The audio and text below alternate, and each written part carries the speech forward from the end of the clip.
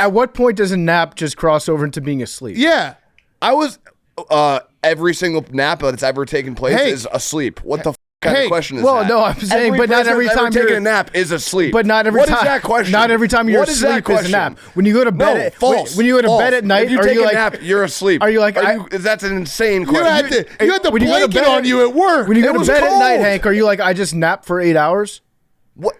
No, I was asleep for an hour and a half. It was about 2 to 2.5 hours. An hour and a half. No, it was at least 2 hours. No, at least 2 hours. I want.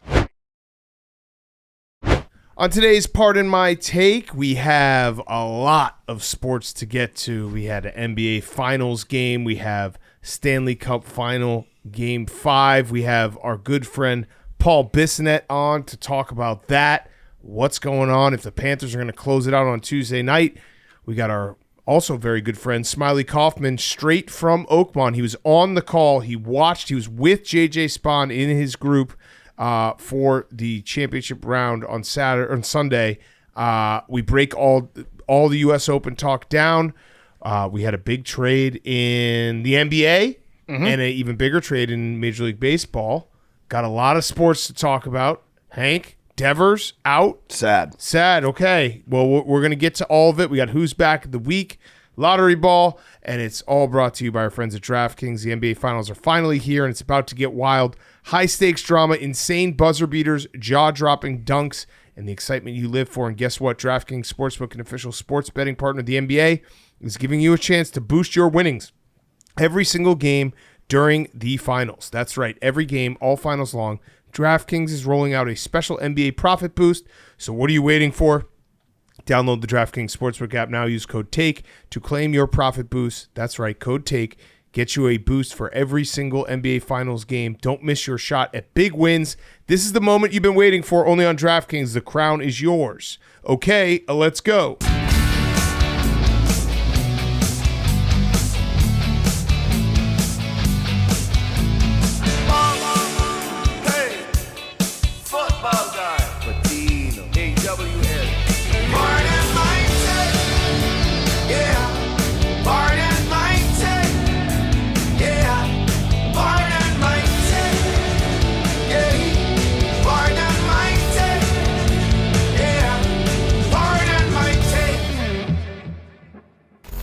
Welcome to Pardon My Take, presented by DraftKings. What are you waiting for? Download the DraftKings Sportsbook app now. Use code TAKE to claim your profit boost. That's right. Code TAKE gets you a boost for every single NBA Finals game. Don't miss your shot at big wins. This is a moment you've been waiting for, only on DraftKings. The crown is yours. Today is Monday, June 16th.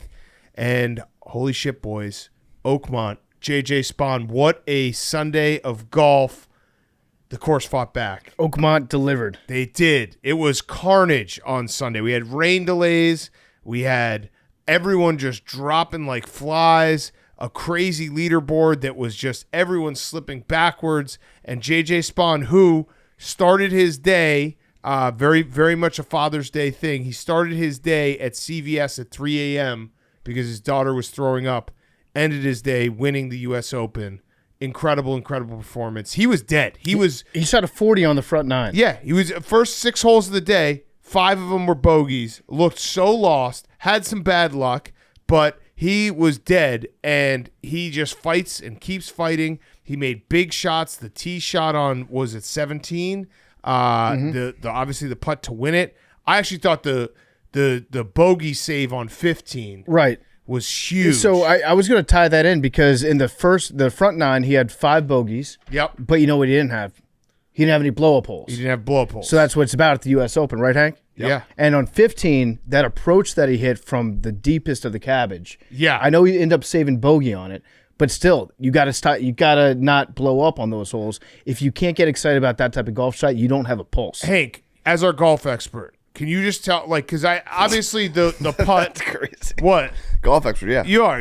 The putt yeah. on 18 to win it, finish under par was insane. He had a good read. The drive on don't minimize it. Was the drive on 17 where you almost that was the shot of a lifetime. That was a shot of a lifetime. But 15, that save. What was going through your head as our golf expert when he hit that shot? Are you asking that question because you know I was asleep? No. We have no idea. It was just a great golf Listen, shot. it was Father's Day. You golf guys shot. talk about Father's Day naps and golf naps. I was battling, and then the rain delay happened, and I don't. All right, so watch the got rain shot. delay, Here, we yeah. have the shot right here for you. Here's the shot. It's from Spaun. Hank's eyeing it up. He's like, no way is Spaun going to go with. Hank's just sleeping dead on the couch in Now the watch him- gambling game. I mean, there was a rain delay. Watch him stick it. Watch him Yeah, stick watch it. him stick this, Hank. It was just so thrilling. I knew. I was like, how could I not hear you guys? Oh, it's a great shot. Yeah, it's a golf great shot. Great shot. And then here's Hank's reaction. Hank, back to the TV, dead to Snoring. the world. Hank, what happened today? Because I showed up at like 5:30. PFT texted the group at 4:15. Was like, hey, can someone let me in? I'm here. You were here sleeping. I texted PFT, and we were gonna train. We had a plan to train. Well, today was day one of Hank being CEO of golf operations for PFT Incorporated. And we had a plan we to had a train. plan. I got here early. I was here at like 2 o'clock. I'm like, all right, I'm fired up. Watch the U.S. Open. The rain delay happened, Rain delay. and I dozed off. And I figured when you guys got here, I was gonna wake up because like you guys, are loud, and you would have woken me up or been like, "What's up?" or made a noise. But I feel like you guys. I now know you guys intentionally were quiet. so No, that you could use did this. open your eyes when I came in, and I was like, I'm going to go hit the simulator. And then I went to the simulator practice for about an hour and a half, and then I came back into the golf room, or into the room where the golf was on TV, and Hank was just passed out to the world. Yeah, man. I would have liked a heads up. I would have liked, maybe a nudge and been like, "Hey, Hank, I have a I'm question, here." Hank. I did make a lot of noise, by the way, when I came in. I Yeah. came in, it was probably, I think the final group was at like 12, and I came in and I walked, before I could see the scene, I was yelling in the hallway, "We got a golf tournament, boys." And then I see PFT in the back row of the gambling cave just sitting there. I was like, what? And then I looked up, and it was just a dead body in the front row. And I was like, all right, I'm gonna go upstairs. I'll let him sleep. Yeah, I would have liked to be woken up. I fell asleep because of the delay. Like I was like, all right, there's. He's so asleep. He's so asleep. I can't. This is insane on Father's Day. Everyone talks about Father's Day gotta napping but during Hey, golf. Hank, I have a question. Like, At what the point? shaming is Whoa, disgusting. I napped. At what point does a nap just cross over into being asleep? Yeah. I was. Every single nap that's ever taken place Hey. is asleep. What the fuck kind Hey. of question is Well, that? no, I'm saying, but not person every that's ever time taking you're- a nap is asleep. But not every What time. is that question? Not every time you're What is that asleep is a question? nap. When you go to bed, No, false. When you go to False. bed at night, if you are take you a like? nap, you're asleep. Are you like? That's an insane You question. had the when you go to blanket bed- on you at work. When you go It to was bed at night, cold. Hank, are you like? I just napped for 8 hours.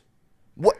No, I was asleep for an hour and a half. It was about 2 to 2.5 hours. An hour and a half. No, No, it was at least 2 hours. No, At least 2 hours. No, I want. No, It was. Yes. It was a long Yes, time. Hank. It was a long No. time. Because I got No. there at No. about 4:05, and then you didn't wake up until I think 6:15 or 6:20. That's a long nap, Hank. Yeah. This Hank. is crazy. This is crazy shaming from you guys. Wait, no, yeah, Hank. I got here at 5:20, and I texted PFT at 6:20 saying, "Is he still asleep?" He said, "Yeah, he's been asleep for a little over 2 hours." Well, all right, whatever. I don't Hold know. on, I hold would on. have liked to be woken up. You guys just use this is crazy. Hank, hold on. I was here before anyway. Naps are ready to go. Golf naps are If there great. wasn't a fucking rain delay, I wouldn't have fallen asleep. Golf naps are great, but you have to time them. I took my golf nap today. Okay, Mr. Fucking What? nap I expert. did. I Oh. took my golf nap between. I think it was like I bet on Hovland, so I was dialed into Hovland. I think I tweeted. I was like, Wow, I he bet- sucks yeah. right now. I said Damn. I'm going to try to take a rally nap. I slept from like hole 3 to 7. You got to That's do awesome. the front Yeah, nine. No, my bad. I'll consult you on my naps next time. No, but you know I'm, what they get I'm is- just saying, be a pro. It's a fucking major, dude. Hank brings up a good point. This is actually our fault. It is. It is. We should have woken you up. All right. So as our golf expert, what do you think about that approach shot on 15? It's a good shot. It's a great. It was a great shot. It was a great tournament. Oakmont. Here you go, Hank. Oakmont fought back. Good job. Thanks. Yeah, you're right. It had teeth. Although, do we think it was a little weather assisted? Because, well, no shit, he was napping during that too. Yeah. Um, Well, it got harder though. it got harder. As That's the what I'm rain came saying. down. The weather assisted. I The do feel- Oakmont being hard. I feel a little bit bad for Sam Burns Yes. because he apparently got fucked by the ruling from 2 rules officials. Yep. I don't pretend to know the ins and the outs of the golf rule book, but I saw a lot of people, usually online, people are pissed off that golfers get Mickey Mouse rulings from the rules official, and they're like, I have to play through this when I play. Why aren't these guys having to play through it? everybody was mad at the rules officials because of this. Is it the Kyle Porter video? Yeah. Of him stepping on the ground where Burns just hit his shot. It's just water. And there's just water squirting out of the ground. But apparently the rule is, like, if you press down on it with more than your body weight, then water, it's fine if it squirts up. It's just if you're standing there and the water. So now people are debating whether or not he was pressing down hard with his foot. Yeah. And if that should have been a ruling in the other direction. But yeah, him, Burns, Hatton had some questionable shots that might have been assisted in terms of the course getting a little leg up, not being able to hit through the rough anymore. Hovland never could break through. Adam Scott was I feel like the guy that everyone was rooting for. Do you know Adam Scott's played in 96 straight major tournaments? Isn't that crazy? I believe it. Since 2001, I believe. Hank, I'm sorry. Listen, we just created our own Stephen A. Smith solitaire issue. Our expert was playing solitaire during. No worries. I would rather you be asleep though than play solitaire. Yeah, true. Because if you're playing solitaire, you're awake and you're choosing to not watch. You can't control when you sleep. What did you think about Oakmont overall, Hank? Hey, you were right. It came back. It was a fun tournament, fun to watch. I like tournaments when it's golfers struggle. I have a question for you, a hypothetical for you. Sure. Who do you think would have won if, let's say, it was 144 holes and not 72 holes? Scotty? Yeah, that's Brooks. the answer. No, Scotty. Yeah, no. Dan Rappaport said that. If this tournament lasted 144 holes instead of 72, I have zero doubt that Scotty Scheffler would win it. That's another way of saying he's the best player in the world. Thanks for coming to my TED Talk. Yeah, well, I mean, if a golf tournament was 5,000 holes long, Scotty would win that too. Yeah. If we just changed the rules, then Scotty would win it. I have a fun fact about JJ Spaun. Yeah. All right, so this was Joe Pompliano tweeted this out. He lost 40 pounds from 2017 to 2021 because he thought that he had type 2 diabetes. So he's like, fuck that, I'm going to lose weight, going to get my A1C under control. Lost 40 pounds, kept losing weight, wasn't getting any healthier, and then he found out 2 years later he actually had type 1 diabetes. Oh, how do they fuck that up? I don't know. If you have 2 diabetes, you don't have 1. Yeah. And that's got to be the biggest relief of all time, being like, oh, shit, well, I actually can't control this unless I get medication for it. So now I don't have to worry about losing weight anymore. Yeah. That rocks. That's huge for him. I can eat whatever I want. Yeah, and he probably did gain a little of the weight back. And then he's got a good golfer's body. Then he got better after he stopped dieting. Yeah. There's a lesson in there. It is nice to see one of these guys who wins who maybe doesn't have the best body. Yeah. You know? He's just out there just hitting great shots. Dad bod. Yeah. He's got a dad bod for Father's Day. Hank, here's another one you got, right? Your hatred for Rory has aged like fine wine. He's the worst. He is the worst. Yeah. Rory just bitching all weekend. He did have a great club toss, though. Oh, the club toss is elite. Threw the club, bounced back at him. You'd think Adam Scott would be able to throw a stick like that. Yeah. What's his problem? I think he's just he's done with golf. He's mad at internet trolls and blaming the media. Like there's not media that are unfairly. He's saying like the media sucks him against off. him. Yeah. But I don't really think it's like someone online said they were looking like trying to find evidence of media like being unfair against him. It's just people online. Yeah. I think he's taking out on the media. It's the driver thing. We're gonna get into it a little bit with Smylie. It's the driver thing at the PGA Championship. Well, I think it's also the live thing where it's just all these guys are competing in the majors and have made so much money and there's been no real repercussions. There's also a framework for a deal for them to work together. It's a blueprint. I will say something in Rory's favor about the whole media thing though and the PGA thing. I understand why he would be upset at the PGA. Rory put his dick on the line definitely. For 2 years, being like, I'm a PGA Tour guy. It's about legacy. It's about the kids. He said and did all the right things. And then at the PGA Championship, they leaked that his driver was one of the ones that they had to pull out when they didn't mention anybody else's driver. They leaked his name specifically after he had just been the one that was out there taking all the bullets for them. Yeah. I understand why he would be pissed off about that. But he did also act like a bitch. Yeah. He's just a baby all the time. Yeah, well... It's crazy, too. Like, it seemed like he didn't care about this tournament. He's like, once you win the Masters, it's like, that was the big hurdle in my career. Right. Now I can just focus full-time on only winning the Open Championship. I think he even said that. He's like, was quote, if I can't get motivated to get up for an Open Championship at home, then I don't know what can motivate me. I climbed my Everest in April, and I think after you do something like that, you've got to make your way back down. You've got to look for another mountain to climb. An Open at Portrush is certainly one of those. So he's essentially admitting that he just kind of, once he won the Masters, he's like, I'm good. I only care about tournaments that take place in the UK now. Yeah. Now, there was a moment when the rain delay happened where instead of sticking around the course, they played a flashback to Torrey Pines in 2008. Mm-hmm. That was awesome. I mean, it's just, I didn't want to stop watching that. it was just a reminder of how awesome Tiger Woods, like that. The long putt he made, like, yeah, I agree with you. I would have been fine if they're like, hey, we're gonna play on Monday, but just keep watching this. Yeah, I did. I went and I watched the entire playoff on like 2x speed on YouTube as the U.S. Open was going on. Yeah, it's very. They should just have that. It's just be the Tiger rain delay. That's every single time. Yeah, ever a rain delay. Smash the Tiger button. All-time rain delay, though, for JJ Spaun, because it did, and Smiley's going to explain it, but like it felt like he was lost, and that rain delay helped him. Mm-hmm. So much water. Oakmont even takes on water better than anyone else. There was like, it started raining, and all of a sudden it was just a pool on the fairways. Yeah. That's how elite the course is. It was great. They had to bring out the guys with the rollies, the squeegees, the green squeegees. Yeah. Shout out to those guys. Some of the Steelers fans, they were chanting, "Here we go, squeegees, here we go." Oh, love that. I like that. Yeah. Good tournament. Great final round.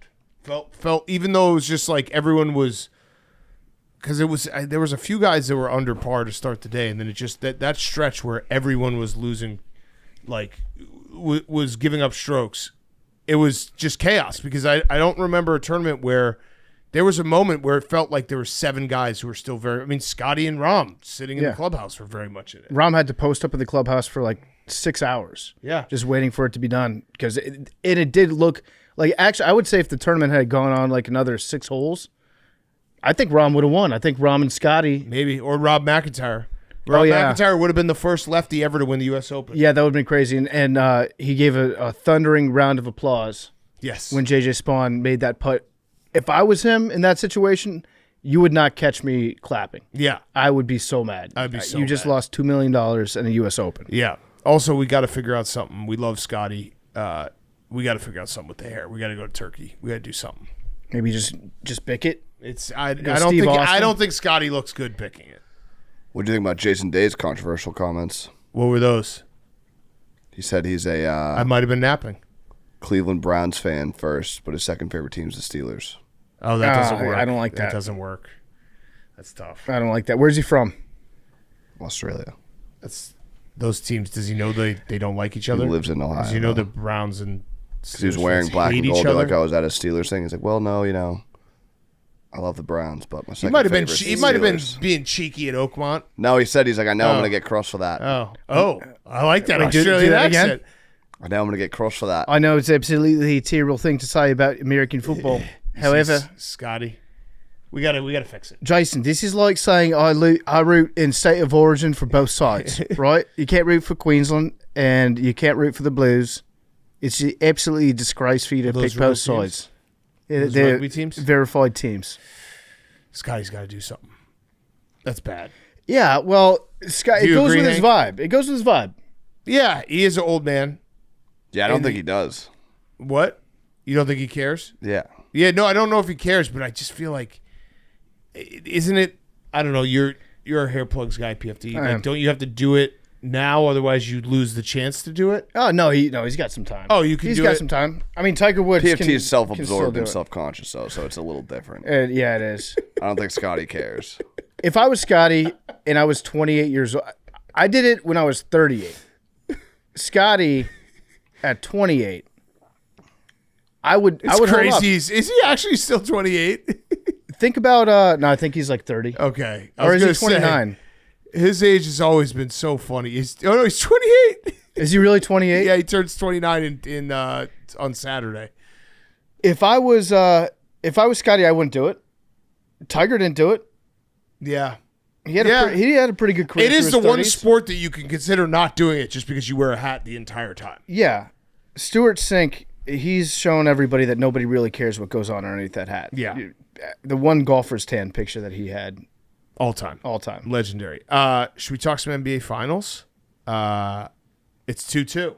Great series. I think actually you had the Stanley Cup Final up 3-2 on the NBA Finals. Yep. I think it's 3-3 now. It's 3-3 now. 3-3. Game 4 was awesome. It was SGA. It was SGA basically being like, this is why I won the MVP. This is why I'm the best player in this series. He had 35 points, 0 assists. He basically took over in the fourth quarter down the stretch. He scored, I think, 15 points in the fourth quarter, including that maybe controversial push-off / whatever happened, maybe travel. There's like 4 things that could have happened, but the end result was an incredible shot by SGA. And that corner 3 he hit, he basically was like, I have to win this series myself. And he did it in that fourth quarter. And Rick Carlisle, classy, said, don't talk bad about Scott Foster. Scott Foster's my friend. Oh. He's a great referee. I don't like all this discourse regarding the extender. It was just SGA being dominant. Yeah. That's all it was. No, he was. He was dominant. They were down by what? 7? I think 7 to start the fourth. I think they were down 8 to start the and fourth. SGA just said, I'm going to do it on my own. Yeah. And he didn't have an assist, which is kind of crazy. 15 points in the final 4:38 of the game. That is one of those games that if you're a Pacers fan, like it felt for 3 quarters they had him. Yeah. Like when Obi Toppin was dunking on people's heads and hitting threes, and it felt like the Thunder were completely on the ropes. And it was just, okay, they got to do something. And also the Thunder's defense. Like that's the crazy part about the Thunder. I feel like they just they turn up the button where it's like, hey, Lou Dort and Alex Caruso. And a lot of people are saying, there's a lot of fouling and it's very physical. But the way they can turn up that defensive intensity, they completely shut down the Pacers in the fourth quarter. The Pacers had 1 assist in the fourth quarter. They didn't have a bucket for a really long stretch. And now it's 2-2 going back to OKC. It looks like, as I mentioned on Friday's show, how the Nuggets-Thunder series went, where it was like, game 1, Nuggets stole one, crazy. Game 2, the Thunder killed them. Game 3, the Nuggets went, similar thing. It actually also, people were pointing out, it's similar to the Celtics-Warriors finals, where the Celtics stole game 1 on the road, 2-1. Lose badly in game 2, then win game 3, and then they were up in game 4. That was fucking a man. That was fucking a man? Yeah. So I'm pretty sure. Do you think that Steph Curry? Yeah, because you guys were up in that game, Yeah. and then lose that game, and then it was like, well, there it goes. Yeah. Because then they go back to Golden State, win game 5, win the series in 6. Do you feel like that is going to be similar to what happens now? Yes. Reminder, the Pacers have not lost back-to-back games since March 10th. So, but you think that that was the Pacers. That was their game to lose, and they did, and now I feel like the series is over. Like, yeah. The Pacers have been winning this series, and it's tied. And I mean, the Pacers have been winning the series. Now it's tied. The Thunder know they're the better team, and they can just step on their throats. So you think Thunder in 6 still? Yeah. Max, you're shaking your head. It just. The Pacers controlled that game for I know almost the entirety. correct. That's the devastating part. They were But they we were did the realistic. same thing after the Thunder won game 2. Well, no, the Thunder killed the Pacers in game 2. But you were like, all right, it's over. Like now that the Thunder Pacers won. Oh, I'm not saying it's over. better I'm just saying the Pacers. I have a feeling we're going to look back and be like, the Pacers were 12 minutes away from basically winning the NBA Finals, and that. Listen, you got to stop counting out the Pacers. I'm not counting out the Pacers. Hank is. I am. I have. Yeah. I'm sticking to counting them They out. are as resilient gets, but I'm just saying, like, that game was theirs. It felt like the Thunder had no answers, and then it was just SGA, and he did it. And I'm always surprised by how deep his voice is every time. He's got a great voice. Yeah, his voice is so much. He's got a 7-footer voice. And shout out Alex Caruso, 20 points. Yeah, 20 points. Plus 14. J-Dub had 27, I believe. Like they all chipped in, and incredible. And Lou Dort was just a monster, and Scott Foster extended the series. He did his job. People are going to say, Scott Foster. I saw a stat. There was 21 minutes more of the game lasted 21 minutes longer than game 1. So he extended that game. He extended the game. So I think I've been saying Thunder in 6. I actually think it's going to be Thunder in 7. The Pacers, they just find a way to surprise you. They find a way to win games. They don't lose back to back. Yeah, they will win another game. It's going to go 7. I agree with you. I'm going off of the Nuggets Thunder series where it's gonna. I think the Pacers will win game 6. I'm going off of the NBA wanting to make money, and even though it's small markets, the fact that it could go 7 is way better than if it was a 4-game sweep with big markets. Yeah. The big story of the game: Stephen A. Smith. caught in 4K playing solitaire during the game. And then lied twice to try to get out of it. So for people who missed it, who don't live online, there is a fan took a picture behind Stephen A. Smith during the game, and it's Stephen A. Smith mid-solitaire game. Locked in. That starts going viral. Stephen A. Smith's like, can't multi. He said, "Yep, that's me. Who would have thought I can multitask, especially during timeouts. Hope you're all enjoying the NBA Finals. This is going 7." Or what do you say? Scroll up.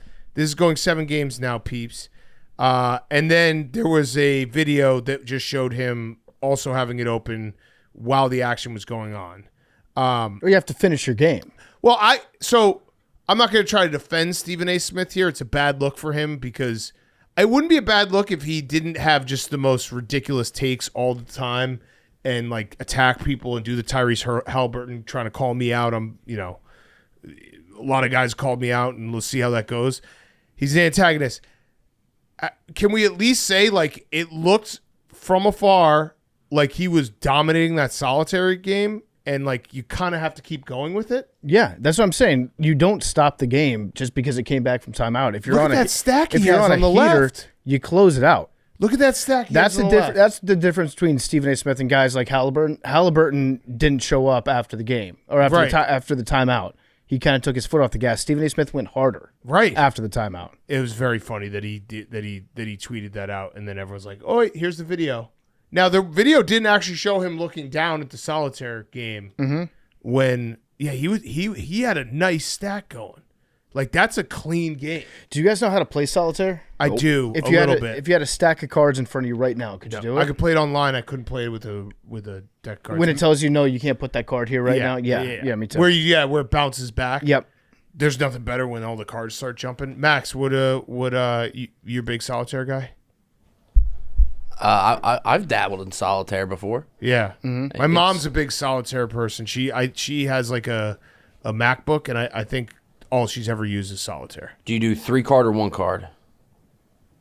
You can go a 3 card. Like when you I'd have to look. It's been a while. you draw 3 cards, you can only use like the first one. I think 3 card is hard. I do 1 card. Yeah, 1 card is. Yeah. 1 card's the way to do it. This is a dumb question. Can you play solitaire against somebody else? No, I think it's I know it's called solitaire. I think you could like maybe For time, for speed? yeah, for speed, like 2 people have 2 decks, see who finishes first. Is there a game he could have been playing that wouldn't have gotten this reaction? Because solitaire is a kind of a boring game. You'd agree, right, Max? It's a Yeah. boring game. Temple Run? No, Yeah, I think it'd be like, I get it. If he was doing like Farmville or whatever. Pokemon Go. Clash of Pokemon Clans. Go. People love Clash of Clans. If Stephen A. Smith had what was the one that went viral where you would catch Pokemon out in the wild? Pokemon Go. That was go to Pokemon the polls. Go? Yeah. Yeah. Pokemon If Go he was to just polls. like getting a Charizard Yeah. in the middle of the game, Yeah. that would be kind of cool. It was on the court. Yeah. It was like everybody thought that he was creeping out on Caitlin Clark, but he was actually, there's a Charizard sitting in her seat. Oh, I mean, I don't know what he'll spin his way out of it. And I Yeah. don't think anyone at ESPN cares because he gets ratings. Yeah. But it is a bad look in the fact that this is his number 1 sport and he's going to go on. Got to be locked in. Got to be locked in. You remember a couple years ago, he was talking about some players on the Chargers that hadn't been on the team for like 2 seasons? Yeah. Yeah. So when he makes mistakes like that, then That's people gonna just come up. People just point to the solitaire. Yeah. You gotta establish to everyone that you're a moron. That's the thing is he's too proud. Mm-hmm. Like we here establish that we're morons and make mistakes all the time. Yeah. And when you make mistakes all the time, people can't be like, "Oh man, you weren't locked." Yeah, I probably wasn't locked in. Yeah. So exactly. if I like screw something up in a Thursday night football recap and there's a shot of me playing a flight simulator on my phone during the 3rd quarter, sorry. Guess what? I am but a man. Yeah, that does happen. Oh, you're playing a little solitaire right now. No, keep the sound on. We can't keep the sound Why? because you'll hear it. Yeah, I want to hear you. What's your first move here? I just put the black 4 under the red 5. Oh, we got an ace. Let's put that. Oh, there you go. Yep. Oh, we're cooking. This is good. Is there a game that people would have been actually the opposite reaction, impressed if he was playing it while the game was going on. Yeah. I think Clash of Clans would be Clash of he'd Clans? get a lot of respect. I think what if he was sick at GeoGuessr as it was going on? That'd be good. Yeah, well, I don't even know. I mean, it would have been obviously hilarious if he was watching porn. Yeah, If he just had a side of porn. I would have liked that. I always have respect for the real like perverts who watch porn not jerking off. Yeah, they just watch They're just watching porn just out of like, hey, I'm just gonna have this on in the background. Yeah, Lamar Odom, Yeah, he would do that. Right.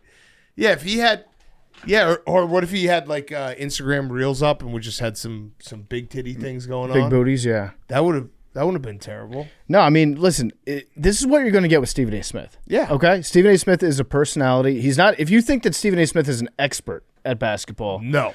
I don't know anybody that watches him to be like, I want to get smarter about basketball. In fact, you watch Stephen A. Smith because you want to get dumber and angrier. Right. When you learn about basketball. Right. And this is exactly par for the course. And he's gonna somehow work the Lakers into every single conversation. Yeah.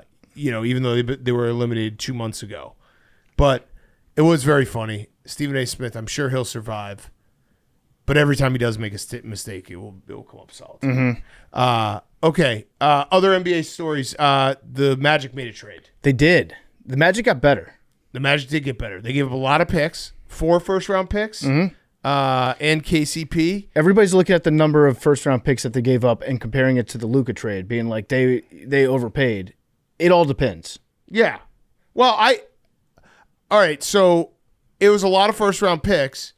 I do like that the Magic, they needed shooting. Paolo's really, really good. Franz is really, really good. Hank, you said it when you guys played the Magic. Like, if they had shooters, I always like a team actually trying to do right by their young star. Desmond Bane is one of the best three-point shooters in the league. Was it a lot? I don't know, but they at least tried to get better for Paolo. Are they all I like in? that. I feel like they're They all might in. be all in. Yeah, I mean, They also might could this also be Pacers disease? what do you mean? Teams see that the Pacers make this type of run, and they're like, "Oh, Anybody could do it. we could do this. Anybody could do it. This yeah. could be us next year." Well, you know what you can say is like, Paolo, no more excuses. No more excuses. You got to be the guy now. You got Desmond Bane now. They invest in you. You got Bane. You got Bane. Now, it was a lot of picks to give up, yes, but also in the NBA, if you have a good team, you don't really need that many picks. No.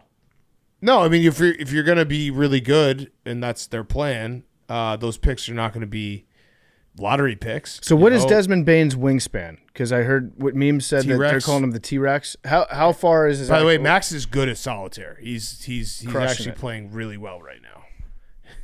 I want you to win this. We're not going to find out his wingspan, but he's playing. Yeah, he's busy right now. We've literally I will finish. I have to finish the solitaire. we've literally just Stephen A. Smith ourselves, where Well, it's just it's your, He's 6'6" Bane with a was 6'4" negatively wingspan. evaluated leading up to the NBA draft for having a short wingspan, a quality perceived as a necessity for capable wing defense. I'm not seeing what the actual. 6'6" with a 6'4" wingspan. Okay, he's got -4. here's a stat for you. Desmond Bane is one of 3 NBA players with 800 made three-pointers and 40% three-point shooting since entering the league in 2020, and has shot 43.2% on catch-and-shoot threes in the last 5 seasons. It's pretty fucking good. That's really fucking good. That's kind of what they need. Only 9 players have a negative wingspan in the NBA. That's crazy. It's like 100% of this office. Yeah. Gruden had us do it, and I was negative. I don't think I am. I think Frank the Tank bodied us. He did, yeah. I had a +1, and for a while I was the leader in the clubhouse, like Rom, and then Frank came in and he put up like a +5 or a +6. Yeah. Okay, So- and then also Kevin Durant said he has listed the teams he wants to go to. Yeah, the Rockets. The Heat and the Spurs. Okay, good organizations. I kind of want to see him on the Spurs. Yeah. I want to see anyone really good with Wemby. The question is, do those teams want Kevin Durant, considering what they're going to have to give up to get him? Very good question. I I mean, he's don't only got 1 year left. Mm-hmm. So there's at least a decent chance that Kevin Durant is playing for 2 more teams before he retires. Yeah. It'd be awesome. Everyone just is obsessed with talking about Kevin Durant's legacy. What if Kevin Durant just tried to play for the most amount of teams? And that was his legacy. That'd be a great legacy. Wouldn't that be smart of him at this point, being like, become the Josh right, you know what? Johnson of the NBA? yeah, I'm going to try to figure this out. I'll play 6-7 more years, maybe a couple mid-season trades, but let me try to play for every single franchise, and then they have to love me. Well, I think this is a legacy defining move right now. I'm going to say it. He needs to win a championship with whatever team he goes to in this trade, because he's cherry picking the teams. True. Right? True. If he doesn't do it, then his legacy, in my eyes, it takes a ding. Wow. I'm going to ding him. I'm going to say if he wins with the Heat, legacy way up, because they don't really have much. Yeah, but no, I They would have almost. Tyler Hero, who doesn't believe in history before 1950. I saw that. In terms of legacy moves, I would say the strongest legacy move would be to win one with the Rockets. Oh, I think that's the weakest. I think that'd be the biggest, because you go to Miami and it's like, oh, well, you're just copying LeBron. Yeah, I see that, but the Rockets are very good. They were the 2 seeds, so Yeah. if he could be like, if he goes to the Rockets, okay, man, they were already ready to go. They were already a young team. Mm-hmm. I think Spurs might be his best legacy move, because he can be like, he showed Wemby how to do it, and then Wemby goes and wins a bunch of titles, and then Wemby does a bunch of interviews saying, I wasn't a winner till Kevin Durant showed up. He showed me how to win when it mattered. Yeah, so he But- not only has his legacy, but he technically has Wemby's legacy too. But if he goes to San Antonio, I view that as just an extension of the David Robinson legacy. Yeah. David Robinson, Tim Duncan, Kevin Durant, then Wemby. This is where I just looked up, and everyone just locked in on Max's solitaire. Yeah. What we do. Well, we're doing very important legacy talk here. This is The extremely whole important. booth is just so dialed in. The solitaire On might be in Max's trouble solitaire. too. We may be in trouble. I don't know if I'm gonna. I may have lost. We were deep into legacy talk, really breaking it down. Yeah. And look up, and it's just like no one's listening to anything we're saying. It's just solitaire. I almost think the best legacy move he could do would be to go to Oklahoma City. Finish what he started. Yeah. Or go back to the Warriors Yeah. and just be like, this is where win another one with the Warriors. Mm-hmm. That would be a good legacy move. Go to the Wizards, your hometown. That would be a great Elevate them, legacy win a move. title there. Yeah. He's got some legacy decisions to make. Kevin Durant, if you're listening to this, which hopefully you are, consult with us. We will actually, you know what? Zach, put it in or memes, or someone put a reminder in there. Let's do it in like 2 weeks. Let's break down the best, all 30 teams, what it would mean for Kevin Durant's legacy. Yeah. We can get This deep is a with good it. midsummer thing. Yeah. Yeah, we'll do a legacy rating on every single team you could go to. I'm thinking about 1 or 2 teams right now that would be huge for the legacy. I'm thinking Huge. of 1 or 2 that would even if he won, it actually would negatively affect his legacy. Just give me one of those If teams. he went to the Lakers and they won Yeah. with Luka and LeBron, it actually would take his legacy down more. It absolutely would. Yeah. There's definitely some negative legacy The teams Nuggets. out there. Nuggets would be No, legacy down. It Legacy depends down. on what they would give up for him, because if it was just him and Jokic, that would be pretty fun basketball. I still That'd say be awesome. Yeah, and yeah, he- but legacy down. But he could be No. like, "Oh, this is just is what hoopers do. We just play ball." You know, imagine getting dimes from Jokic and just having the most wide open shots ever and winning a championship that way. But imagine, Yes. but him and Jokic combined, you know that like the ethical basketball crowd would be like, "This is the most purest form of basketball ever." Mm-hmm. Legacy up. What about the Celtics, Hank? I think I wanted him really bad like 6 years ago. I just don't. It'd be great. It'd be great. If he won a championship for the Celtics, it'd be great. His legacy would go way up. Would it? Yeah. Would he be the best player on that team? Next year, yeah. It's a good answer. Mm-hmm. Way to answer that. I just saw a tweet from Desmond Bane back in 2023. There was a limb lengthening procedure video that went viral, and he said, "Need this for the wingspan." He's self-aware. Stanley Cup Final. Looks like the Panthers. The cup is in the building. Anaconda On Tuesday chokehold. night. Biz was right. That was an incredible game. We're going to do an extended talk with Biz about it, but that was an incredible game by the Panthers to show up and just dominate that game. Yeah. Absolutely dominate that game. Feels like the Oilers might be in trouble. I think the Oilers are in a little bit of trouble. But you can just say, if you're an Oilers fan, now we just got to drag them back. Yeah. And if you just say drag them back, then I'm like, good point. Do you now? This is a really stupid thought I'm about to throw out there, but because obviously the Panthers want to win the Stanley Cup no matter what. Do you think there's a little extra motivation being like, we don't want to get back on a flight? Oh, for sure. Like actual planning of going on a flight will make them try even a little harder, which is stupid to say because they're probably trying their hardest anyway. I think it's not just a flight; it's going through customs, Yeah. checking into new hotel, It's a long ass flight. all that shit. Yeah, that sucks. I think if you're the Panthers, you're like, I like the weather down here. Let's just stay in Florida. Yeah. All right. So, yeah, Biz, we're going to talk a lot of NHL with Biz. Hank. Rafael Devers. Well, first of all, congrats on sweeping the Yankees. Thank you. There you go. Good day. Did Devers home run today? No. I thought I saw he hit a home run today. I thought he did, yeah. Did he? I'm pretty sure that people were was just asleep. retweeting his I was playing solitaire. the tweet about him hitting a home run today. What happened, Hank? The Red Sox traded him. They said it was a financial decision, and he wasn't, I don't even know, up to team standards, which is bullshit. Is he fat? Is it Luca? I don't know. Is this a Luka trade? They brought in, a player at the same position as him. And then he got upset about that, which I think is somewhat rightfully so. Even some of the stuff like him not wanting to play a different position got taken out of context. They did him dirty in the media. Mm-hmm. I've been out of the Red Sox ownership since they got rid of Mookie Betts. It's like you have a generational player. You have the money. You're a big market. You should do whatever it takes to keep him. And after that, it was clear that they don't care about the fans. They don't care about winning. Like they know the Red Sox ownership is selfish, and they don't care about winning because they know that fans are going to show up either way. They'll make money. And they're going to make money. Mm-hmm. And this was just another example of that. And it's sickening. What do you think? The 2018 Red Sox roster, it's like everyone's been traded. What do you think? And a bunch of players are still really good.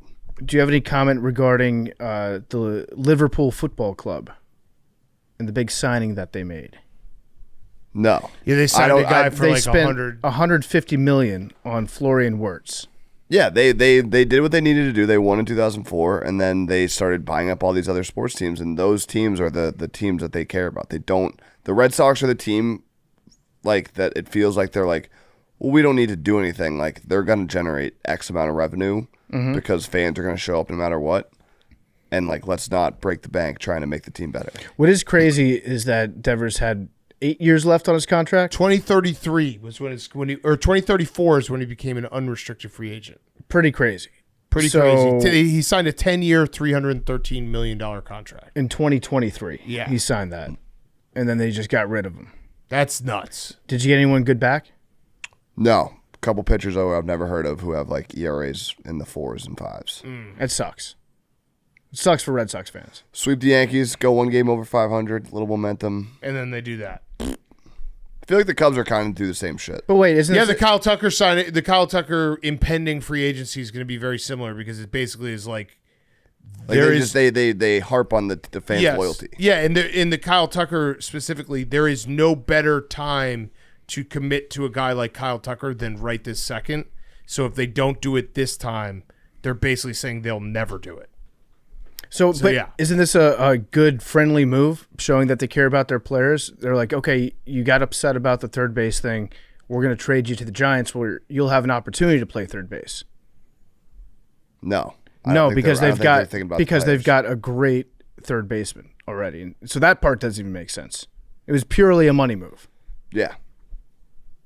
Sucks. And it does, this is also where I know everyone has anger towards the Dodgers. I don't feel anger towards the Dodgers. I feel jealousy. Yes. Because the Dodgers are they do the opposite where they are maxed out and they're like, but let's still spend more money. Let's still go get more guys. Mm-hmm. That's the Red awesome. Sox used to be like that. When I was growing up, it felt like the Red Sox, they were always trying to sign big free agents. They were going, early Theo days, they were trying to win. A-Rod. They tried to get him. They don't, does not feel like they're trying to win. They're just trying to, make money and avoid the luxury tax, whatever they have to do. That's bullshit. It's bullshit. Rafael Devers hits bombs. Yeah. I mean, Mookie Betts, that's the thing. That was the one where they lost me forever after that. It was his brother named his dog after him. Yeah. But he's a generational talent and he's a great player, great everything, did everything the right way. Like, there's no reason not to get behind him. None. So They showed their hand then. yeah. And then they play the Giants this week. Oh, that's It's very funny. Mm-hmm. Are you John Henry out? I think they Ben John Henry out. I think they got Rafael Devers off the plane. Yeah, there was like a video of him going back to Fenway to get his car. Yeah, because I think they're flying to the West Coast for some games, and I think they're playing the Giants this week. I read that they put him in a cab. That's Send him kind back. of weird. Yeah, kind of strange. Yeah, save money on the luxury tax. Does Boston have any sort of history of doing disruptive protests against tyrannical leaders? You guys should do a tea party. For John Henry? Yeah. A Henry party? Like when he's out in public, you should teabag him with actual tea bags.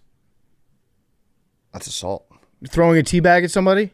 Definitely assault. if hot you, or just No, just straight out of wet, wet but room wet but temperature. hot, wet but room temperature. So it leaves like a small stain. I'm saying and that's you're like, not assault. That guy got teabagged. Yeah, I think hot would be an assault. If I were a Red Sox fan, I would teabag the shit out of him.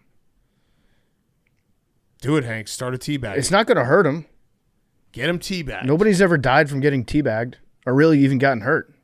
Get his ass Little pink guy. teabagged. Get his ass Yeah. teabagged. That's good, Hank. All right. Should we do who's back of the week? All right. Speaking of baseball, baseball is back. There's nothing like getting to a baseball game, especially last minute. Lucky for me, I always use Game Time, the official ticketing partner of Barstool Sports. Game Time makes getting tickets faster and easier. Prices on the app actually go down the closer it gets to showtime. Plus, the Game Time Picks feature makes it even easier to find the great deals on the seats you want. Just pull up your chosen event and turn on the GT Picks setting at the top of the screen to browse the best local Game Time Picks deal near you on your game app or homepage. Hey, give me a game. Also, I got a story. I used Game Time this weekend. Going to the Cubs game. I have season tickets. Gave 3 of my seats to some family members, and I wanted to go last minute with my daughter. So I had my 1 ticket, gave 3 of them away, picked up a standing room ticket for my daughter, made her stand for the entire game. Nice. No, I actually let her sit on my lap the entire game. But go ahead. Game time. What do we got? If you want to go to the Red Sox at Giants, Rafael Devers revenge game, you can get in for $37. Oh, $37. Oracle Park. Okay, so you can put those savings back in your pocket and spend them at the ballpark on a hot dog, a new hat, or some good old-fashioned Cracker Jack. What are you waiting for? Go to that game, Red Sox Giants this weekend. Use Game Time. Take the guesswork out of buying tickets with Game Time. Download the Game Time app. Create an account. Use code PMT for $20 off your first purchase. Terms apply. Again, create an account. Redeem code PMT for $20 off. Download the Game Time app today. What time is it? Game Time. Who's Back of the Week is brought to you by our friends at Truly. Truly Unruly Lemonade combines the high alc fun of Truly Unruly with everyone's favorite lemonade. It's the official hard seltzer of Pardon My Take. Lemonade let loose. 8% ABV, 100% delicious. 4 supercharged lemonade flavors. Bumpin' Blue Raz, OG Original Lemonade, Punched Up Pineapple, Wild Pink. Level up your lemonade with Truly Unruly. First, Truly Unruly Lemonade at a store near you or visit trulyhardseltzer.com. Find it now. Find Truly Unruly Lemonade at a store near you or visit trulyhardseltzer.com. I love the Wild Pink. I think, Hank, you're a Bumpin' Blue Raz guy. Yep. PFT, you OG? You an I like the guy? OG. I like bumping Blue Raz usually, but yeah, OG's great.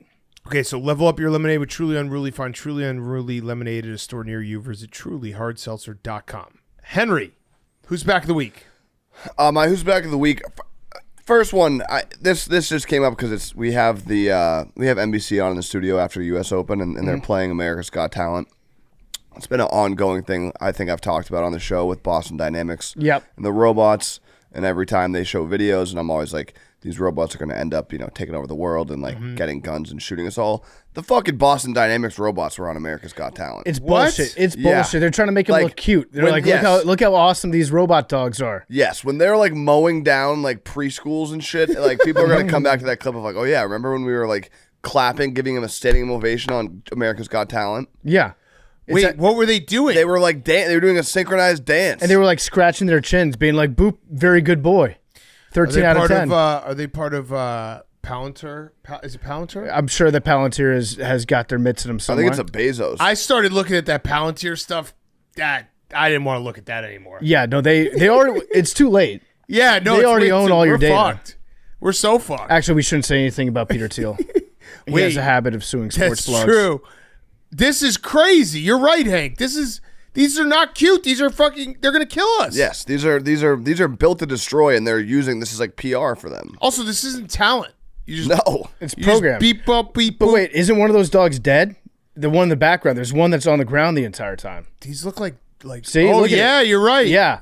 Here's how we combat these dogs. I'm gonna start selling magnets, just giant magnets. It'll fuck them up. Ever like think that. about that, robots? This is scary. They like Yeah, I didn't have like it. snake necks too. yeah, no, it was. It's not the vibe. I love that dead one. There's just a dead one on the side. The only robot I like is a dead robot. That's absolutely right. Okay. My other who's back though. Before that, it was going to be the big three. Yes. A lot of big three drama this week. I feel like the big three is growing because it's like they have all, they have very popular NBA players from like 10, 15 years ago. Big names. Big names playing. Steven Jackson's coaching, got in a fight in the locker room after. Michael Beasley was going at Dwight Howard. Lance Stevenson. Lance Stevenson and Dwight Howard actually fought. Yeah. And it's hilarious because I saw that clip and the only thing I thought of was, holy shit, Michael Beasley and Lance Stevenson are teammates? After what happened last week, those guys maybe like shower in the locker room together? Definitely After showing- Beasley yeah. told him like, I'm gonna get sexual with you, we're gonna make a sex tape together. Yeah, that was awesome. I like it. This is at the United Center, I think. Should have won. I like- But now that basketball's over, it's like this will be a good. It's a good. There's not a lot of sports on, especially on the weekends. It's like, it's good. It's good stuff. Ice Cube was at our office on Friday. I did. Yep. Yeah. You met Yeah, Tim you met Woods. Tim Woods. Yeah, Yeah. you met Tim Woods. Did you know who I didn't realize this, but the Ice Cube whisperer at our office is? Donnie. No, White Sox Dave. He's got Oh, the yeah, link yeah. to Ice Cube. Does he? When Ice Cube comes in town, White yeah, Sox Dave's like, "Hey, you want Ice Cube?" Yeah, he hit me up like a couple months ago. Yeah. Now, if I had known when he So funny. initially asked me like, "Do you want to interview Ice Cube on Part of My Take?" If I had known that we were going to have Tim Woods in the office that same day, I would have said yes. Let's get Ice Cube to play Dungeons and Dragons Yes. with us, and that would have been awesome. That would have been sick. Yeah, we were playing Dungeons and Dragons, so we couldn't have Ice Cube. Yeah, Beasley. Beasley alone is going to sell tickets. He's still a so bucket. entertaining. Good. Who's back? Thanks. Great, who's back, Hank? Thanks. My who's back of the week is Armand Duplantis, Hank's friend, Mondo Duplantis. boy. Your Oh, wait. boy. Breaking news. Shohei Ohtani will be the starting pitcher for the Los Angeles Dodgers tomorrow night against the San Diego Padres. I don't know if that's breaking news. That was my second who's back. Oh shit! Yeah. My bad. Yeah. I just saw it. I just saw it on Twitter. He's back. Yeah. He's back. He's gonna be thrown off the mound. He's gonna Wait. be actually pitching. Who's your first? Mondo Duplantis. Okay. Hank's good friend. He is the Joey Chestnut of pole vaulting. Oh, We don't. I we don't. remember this We don't guy. talk enough about how dominant he's been, and he's. I guess He he's just Swe- breaks his own records. He's Swedish, but he went to LSU, right? Yeah. So we can kind of claim him halfway. Yeah. He's broken the world record in pole vaulting, I think 12 times, Mm-hmm. which might be as many times as Joey Chestnut has broken the hot dog eating contest record. Holy shit! So this guy is like by far and away the best pole vaulter to ever live, and he just did it again. he did. He just keeps getting higher, Fuck. Good for Mondo. and he's Stud. 25. AWO. Is he? Yep. Six. When we met him the LSU Alabama game. That's right. I ended up at the tailgate with him. I just thought he was we were just broing out. And This then is all he off of followed the- me on Instagram, and I was like, oh shit, this kid's like a nasty pole vaulter. And this was before he broke any of the records. And this was also before Hank said I could get that pole vaulting would be the easiest Olympic sport, event to Which medal is in with no still training. valid. I mean, he verified it. Yo, Did he? shout out for Mondo. him. For him, yeah. He's like, yeah, I didn't give a shit about this. I just started doing it. I'm awesome at it. Shout out Mondo. Mondo, and it's a great nickname too. Mondo Duplantis. Yeah. Shout out him. And then Shohei Ohtani's back. And then one more. Were you going to say anything about baseball? No, yeah, but go ahead. You take it because I took your Shohei. I do have that, but go for it. Rob Manfred Yes. is back. Rob Yes. Manfred is back. They're trying to steal dingers from you. Yep. In Major League Baseball. They're trying to rob you of dingers.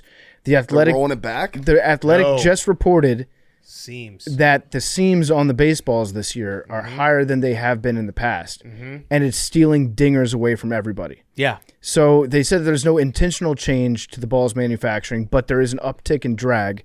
And it's the highest uptick in drag that they've ever had in the StatCast era. So the balls are going, I think, 4 feet shorter than they were last year. Yeah. So they're stealing dingers away from you. Not every pop fly would have been a dinger, but 4 feet makes a difference. And the MLB doesn't get any credit for admitting this because Andrew McCutcheon, shout out him, just said it before that, and then they had to answer to it. So there was like a tweet.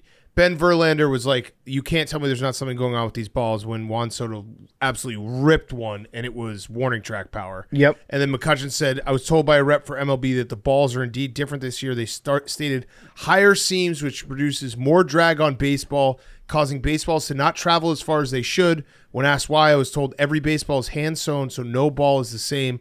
When I asked if there's something that can be done about correcting the current performance of this year's baseball, I was told there was nothing that can be done about it this season, but they are working hard on getting to the bottom of why the seams are higher." So yeah,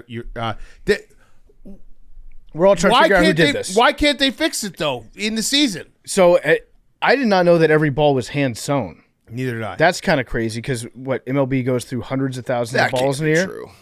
Well, they just said that it Might was. be, dude. The league says that it is.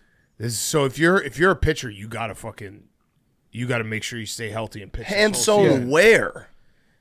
On the baseball. No, like where they do. Like that's a lot. Like Yeah, where do they do it? Well, the company that makes baseballs is actually owned by Major League Baseball. Also, this is not as crazy as you think, Hank, because like, isn't every NFL football made from like the same 2 people every year? Yeah, but there's like 100,000 balls that get used in a baseball. No, season. of course, but like they do these weird things. There's like a couple that makes every NFL Yeah, football. but listen, Hank has always been adamant that balls should not be doctored in any way, shape, or form. Who did you find out where?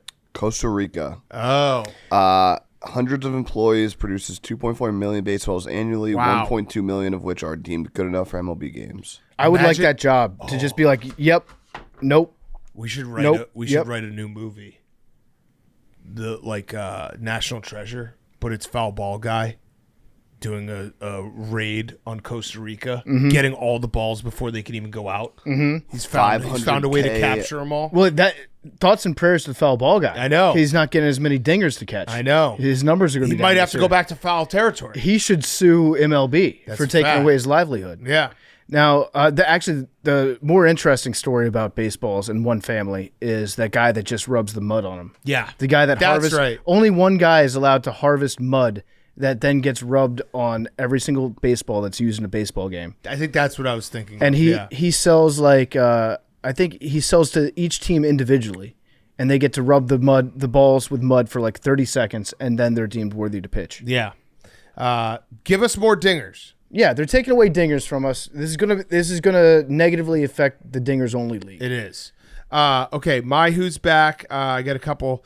First is the Bengals. They have restarted their conversations with Trey Hendrickson, so that's good. They're just playing a shell game. Yeah. That's all they're doing. They're like, okay, well, our first round pick is pissed off at us, so now we'll just go renegotiate with Trey.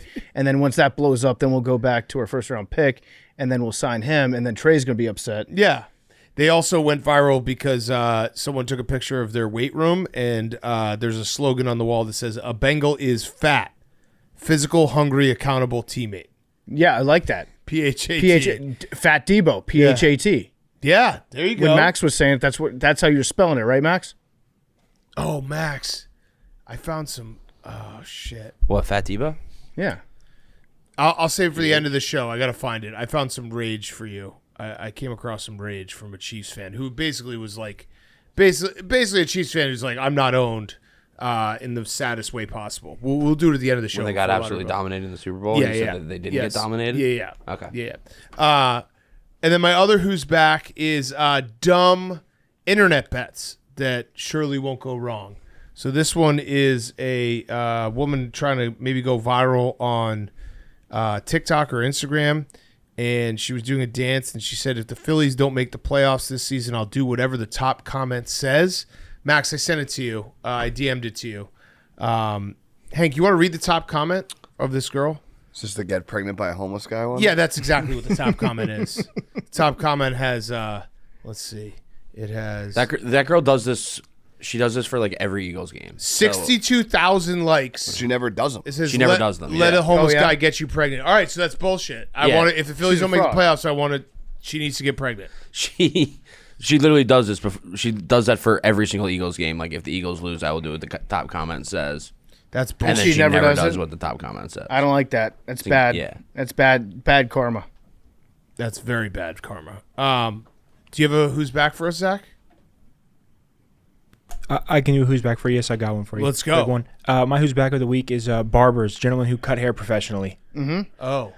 That is because I'm new to the area, new to the state. I've had the same guy for quite a while. I didn't know what all went into the barber sphere, so you say, what they got going on nowadays. Have you guys tried to get a haircut in the area recently from a new barber? We're gonna get you set up. We Zach. got you hooked We're gonna up. get you set up. Our guy Joel comes in a van and cuts the whole office's hair. Oh, you've got a haircut guy. Yeah. He Oh, literally goodness. comes, Okay. he shows up, and you don't have to, you just walk outside and get your hair cut. But Men's mobile. tell me about your experience with the barber sphere. So I've been trying to just like find a place to get a haircut. It's been like several weeks, and I really needed one, right? So I'm looking online. I'm trying to figure out where I can go in the area. You pull up. They only do the app appointments, so you can't call in anymore and try to get a spot. You can't wait in line, only through the app. Then you're looking to get a haircut. You're like, okay, they're start like $60 to $80. I'm like, okay. I'm like, oh, you got a beard? That'll be $160. So we're doubling that. Then there's a place down the street. They do haircuts and cocktails. So now there's barbers bars going in. I just didn't know. Yeah, they what- got fancy with it. the barbers are up, and then there's guys down a little bit further down the street doing featured spots. So like, oh, this guy's in town for the next 4 days, like a tour. Like, so Wait. book your appointment now. A barber's got a featured spot? They're doing featured spots at barbershops. Like a guest set. yeah, yes, That's insane. featured barber. New York was an even bigger crazy. racket, but the whole thing is crazy. That's why I go to Sport Clips. Have you Later guys, in men's have hair. you guys seen like barber TikTok? Yeah, I've seen some. It's crazy. It's massive. There's so many different barbers that are famous TikTokers, and they have these like 12-year-old kids come in, and they look like super nerdy, and they put like sunglasses on them, and then they're like, "My girlfriend wants me to get a 16 guard." I don't know what that means, but they always say that. And then the barber cuts their hair, and then he puts earrings and a chain on the kid, and is like, "Now you're gonna fuck all the bitches, every single one." And it's like 10 barbers who do this same exact formula for these like 12-year-old kids. Be like, now you're gonna fuck so many Barbers chicks. are up now. Well, let's do that for Zach. Yeah. Yeah, we should. We should do that. Yeah, next time Men's should Mobile do that. comes in. Oh, that's a great All right, idea. 16 guard. Let's get you booked at the most expensive haircut you can get this week. No, we'll do it. Let's do it with men's. No, we'll do Okay, it with Joel. Joel. Joel, All right, yeah, I'll Joel's put it awesome. on there. All right, perfect. But yes, barbers are up. It's insane. Yeah, I guess it's one of those things that like barbers for the longest time kind of were an afterthought in society, and now they have phones and can get on TikTok. What'd you say, memes? How often does that happen where memes All just the time. talks back to us without oh, the mic being on? constantly. Yeah, I Oh, pretty really? much live listen to the podcast. That's all. I need you to start writing those down. Max is showing me the TikTok. I'm big on Barber Facebook. Barber, you, Like they You're train. on You are You're big on actively Face- on Facebook. Well, I run the part of my take. Oh, Facebook. true. Everybody should go follow that. Yeah, but true. they transform like homeless people, Oh, and it's like it's very addicting. To watch. That's like the That's who the dude- girl can bang. that's like the landscaper. You guys watch those videos? Yeah. That guy rocks. He just shows up to random houses. He's like, I'll do it for free. Yep. Those are awesome. I love those. Yeah. Those What's that are- guy's name? don't Spreading know. positivity. Yeah. Zach might know. I want to start doing that, but with my power washer. Zach, do you know the guy's name? I believe it was a BP mowing, but I could be wrong. Oh, okay. Did you watch any concrete pours this weekend? No, I tried to go back to the newest video yet today, and then I got carried away cleaning up, so I haven't watched it yet, so I'm going to watch it tonight. Okay, nice. Are they pouring more concrete? They're always pouring big slabs. They got big slabs only. So this kid is like, my girl said I need a 16 guard. Oh, she's going to leave me. And he's like 12. He is so young. This is ridiculous. I always felt weird accepting drink. I had a barber shop in Brooklyn. My barber was awesome, but like he had cocktails and stuff. I just was like, I always felt weird. It's like I just want to get a haircut and get out. Yeah, I had one in Austin that was like, you go in, you get a beer. Well, the thing is, it's hard to drink beer while you get your hair cut. Right. Because you can't really move your head as much. Right. Yeah, I guess you drink it before. I mean, I'm a It fan would of be like doing more 100 things while drunk. 150 plus for me to get a haircut and beard trim in Manhattan. It Really? was such a racket. My barbershop in Brooklyn was good. It was still like $35. The only thing that he would get me on is every year I would give him like $500 for Super Bowl squares, and he would just never give me the numbers. You weren't going to win anyways. Every single year. So like, you want to buy a square? I'm like, of course I do. And then I just would never, he would never follow up. We should send Scotty Scheffler to one of these barbers. Yeah. Glow him up. Just give him a Put chain. some earrings in Be the like, chain. no, we'll look at your head now. Okay, let's get to our interviews. We got 2 great interviews talking more sports. We got Biz, who's the best, talking some Stanley Cup Final, and then we have Smylie Kaufman live from Oakmont. Before we do that, McDonald's, see it right in front of me. This episode of Pardon My Take is brought to you by McDonald's all new McCrispy Strips. New McCrispy Strips are here. It's chicken made for dipping, tender, juicy white meat chicken with a golden brown, peppery breading. It's chicken so good, it deserves its own sauce. The creamy chili McCrispy strip dip, a sauce that's creamy, savory, and sweet with a little heat, but it works with any of their sauces. It is so good. Look at these McCrispies right here. Oh, those look They're delicious. so good. I'm not going to eat into the mic, but I'm going to eat these afterwards because the new McCrispy strips with new creamy chili McCrispy strip dip. It's chicken made for dipping only at McDonald's. I'm telling you right now, the creamy chili McCrispy strip dip is so good. You're going to absolutely love it. So go get it now. The new McCrispy strips at McDonald's. It's chicken made for dipping only at McDonald's. Okay, here he is, Paul Bissonnette.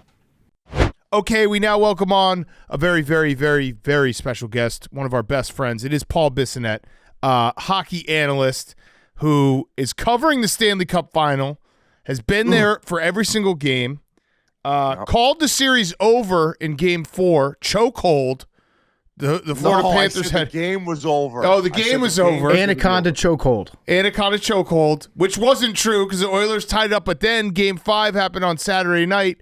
The Panthers went into the Oilers barn and just flexed on them. And it was, you tell us, like that was such an impressive game coming from a game where they got their guts ripped out to have to go all the way to Edmonton. And you feel like Edmonton has all of the momentum in the series and everything. And the Panthers were like, no, we're still the better team. We're going to show you tonight. Yeah, they're just so confident, and like even after giving away that game, like Paul Maurice, the coach, like his comments and like right down from leadership to the last guy, they just knew that they were going to bounce back. They're such a close team too, because like Brian Boucher, as soon as we got to Edmonton, he went down for like a steamer, like in the big gym at the JW Marriott. And he got in there, and like the whole team, the Panthers were in there all together in the steam room, like boys' steam room, right? So they're just such a close-knit group, and you knew they were going to find a way to bounce back. I definitely thought it was going to be a better game than it was. But right from when you saw him in the tunnel going out, Brad Marchand, how loose he was with all their like pregame, like, you know, bag taps or however they do their fucking high fives, they just looked like a very confident group. And really right from puck drop, they dominated. There was a little bit of a late push by Edmonton boys, but this Florida team is so fucking good. Yeah. Like you look through the lineup in the depth, like Marchand's line with Luosterainen and Lundell, like they're performing to like a first line standard, and they get to play against the other team's third line. So they're just built to win. And they also have some good young players on very fair contracts, and it's a hard cap league. Like that Lundell kid, the third line center, incredible. And then Luosterainen, who Marchand plays with, and a big reason why Marchand has had the playoff that he's had. Yeah. He has the most NHL Stanley Cup Finals goals among active players right now. And he's a 37. gamer. He's 37 years old. He has been the difference in this series. I mean, is it shocking to you just how good he's been? Because I know that was a trade that everyone's like, oh shit, the Panthers already won the cup, and then they add a guy like this. But it's been insane to watch him play at such a high level at 37 years old and be the best player on the ice that he shares with Connor McDavid. No doubt. And like this is the Brad Marchand that dominated for like, I would say probably an 8 to 10 year stretch. Let's say 8 to be fair. That's why I believe he's a Hall of Famer, is because he was one of the best clutch wingers in the game for almost a decade, right? So coming into this year, he had 3 off-season surgeries. So he didn't necessarily look like himself at the start of the year. And even for me, they got to name 3 players to the Four Nations team as like a precursor to be like, hey, McDavid, Crosby, and Marchand are officially on. The States put, I believe, Eichel, Matthews, and I forget who the defenseman was, but you get the point. So by the time the tournament came up, I'm like, damn, like, I wonder if they even like if they regret naming him one of the three guys, just because he didn't look like himself. He looked like he'd lost a step. But mind you, he was coming back from these injuries. So when he got moved over to Florida, he got like I want to say like a 2-3 week break where he was able to like heal up, kind of get back to himself. And then right before playoffs, he, hit the ground running. And I'm shocked he's doing it to this level because he was always a good puck protector. He was always a smart player who had very good spatial awareness, who like won a lot of his battles. He was good along the walls, good defensively. But the fact that not only throughout these playoffs, but now in the finals, like he's doing it with these individual efforts. Like in game 5, it was off a face-off, 5-on-5 face-off. Next thing you know, shoots out of the gate, beats his forward. Then he baits Ekholm, one of the best defensive defensemen in the league, to the left, goes inside, splits the D, and goes down and fucking goes top shelf on Pickard. So just the fact that he's doing it with these unbelievable individual efforts at 37 years old, where I don't want to see people wrote him off, but they never thought he was going to get back to peak Brad Marchand, and we're seeing it at 37 years old. He is, I think, second in line right now to win the Conn Smythe.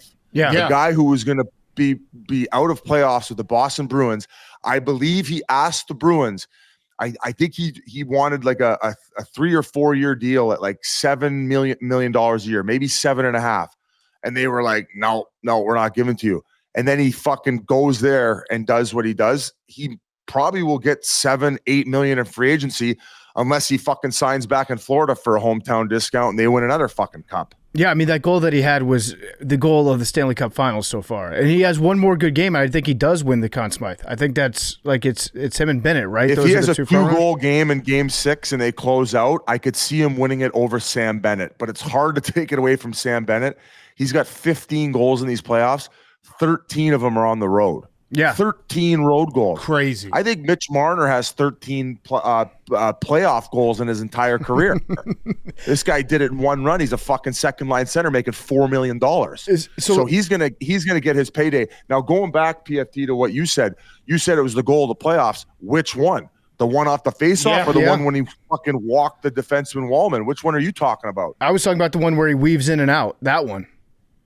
Yeah, and people, you can make an argument when he fucking danced Wallman and goes 5-hole to seal the deal in the game. That was it. Or the breakaway goal that he scored in overtime in game 2. So he is just on fire right now. I believe 6 goals in these Stanley Cup Finals. And as I mentioned, the leader among active players. Like we're talking about the Sidney Crosbys, Alexander Ovechkins, like Brad Marchand, the leader in Stanley Cup Finals goals. Yeah, it's been pretty crazy to watch. We had most of the behind the scenes guys on your podcast on Part of My Take last week. Sorry for not getting permission. We were trying to reach you. We were trying to reach Witt to find out who's going to start in Game 5, if they were going to go back to Skinner or not for the Oilers. And what did they say? I think they split it up, right? It was Oldie said, don't think. Merle said, gotta go Pickard.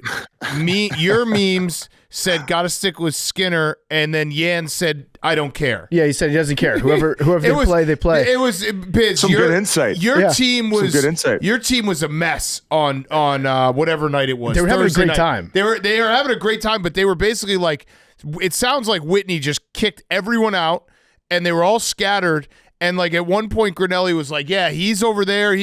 Biz is on TNT. And it was just perfect chicklets because it's like everyone's buckled. And it's like, but one of the main guys is on national television right now. It was great crew. It was great. So I'll ask you now that we have you on, are they going to go back to Skinner now? So going back to Witt, though, that was the first time I think he's gotten to like hardcore fandom level where he was being a diva about it. Yeah. That was the like he looked like I looked like with the Leafs. But keep in mind, I would never kick anybody out of my box. No. So he even went beyond Leafs jock sniffer. He went psycho Oilers fan with Kate with the tits out. You know what I'm saying? Witt went full Kate tits out, tits McGee. But you're going to go back to Skinner now. So crazy because he's lost his net for 3 times in the last two Stanley Cup runs, right? 2 playoff runs. So they don't have a true number 1. And I really feel I feel bad for McDavid and Draisaitl because they don't even collectively command that much money. Like McDavid makes 12 and a half. Sure. Yeah, that's a lot, but he's worth every fucking cent, if not more. And Draisaitl's on the last year of, I believe, an $8.5 million contract. So they just haven't filled in some holes. So Pickard had an incredible run. That was his first loss in these playoffs. It's been such a bizarre run because he took over the net in game 3 for Edmonton when they'd blown the first 2 against the LA Kings, where they should have lost that first round series. So it's even the fact that they're here, it's crazy. Skinner's a better puck handler, and Florida's forecheck is so good. So right off the hop, it just benefits you more. He played unbelievable in game 4. He stood on his head, but yet they still scored 3 goals in the first period. It should have been 5. So they had to switch him to change the momentum up. But then all of a sudden, Pickard played out of his fucking mind again, like he did when he took the net over the first time.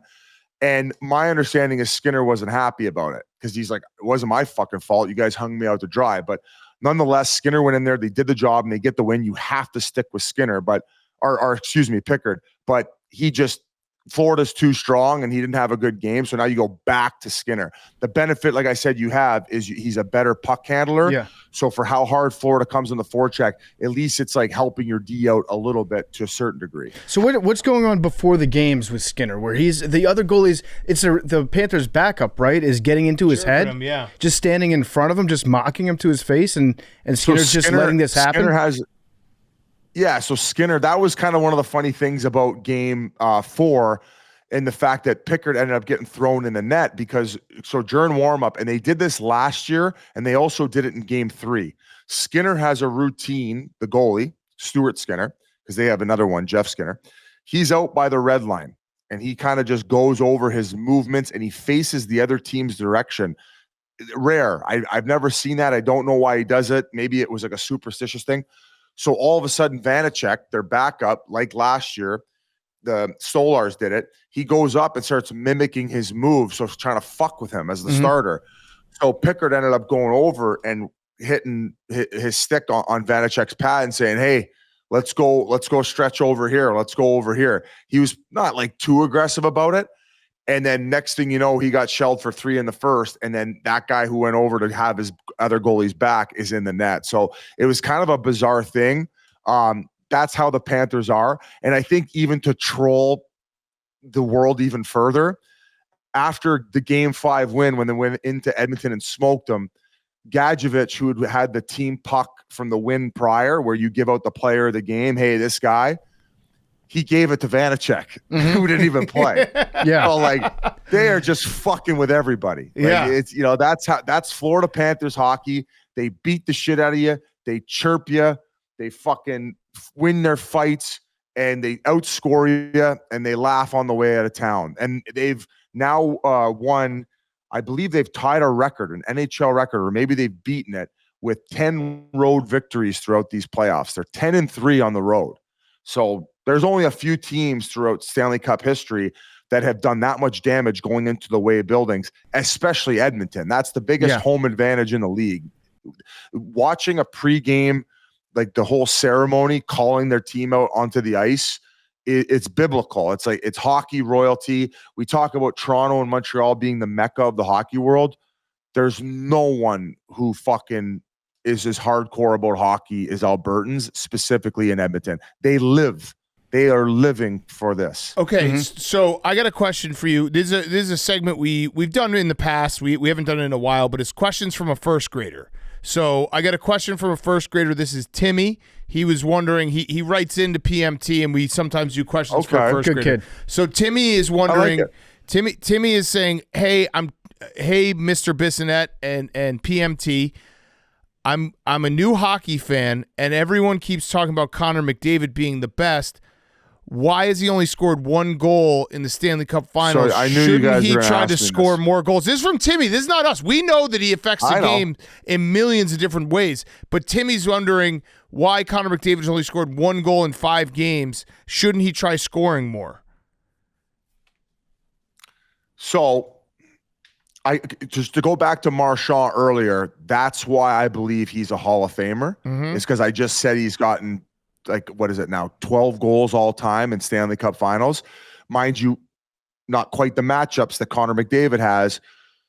That's why I said earlier with McDavid and Draisaitl, they need a better team. They do.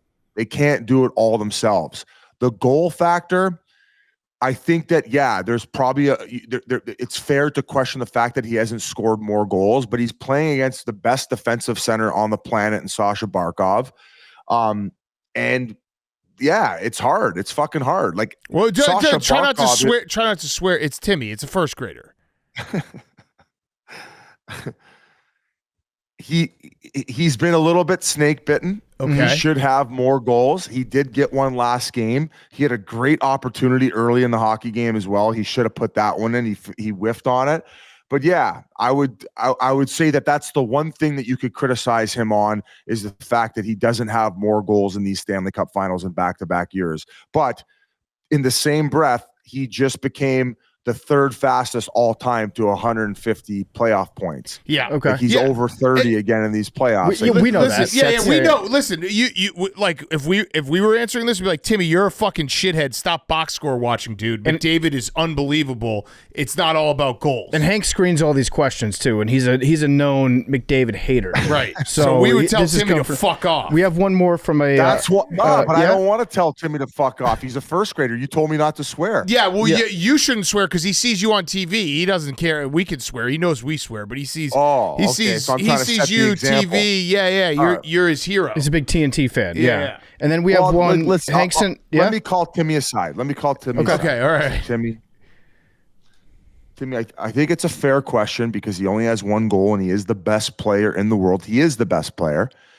He is more of a giver, right? He's a giver. He likes to set his teammates up.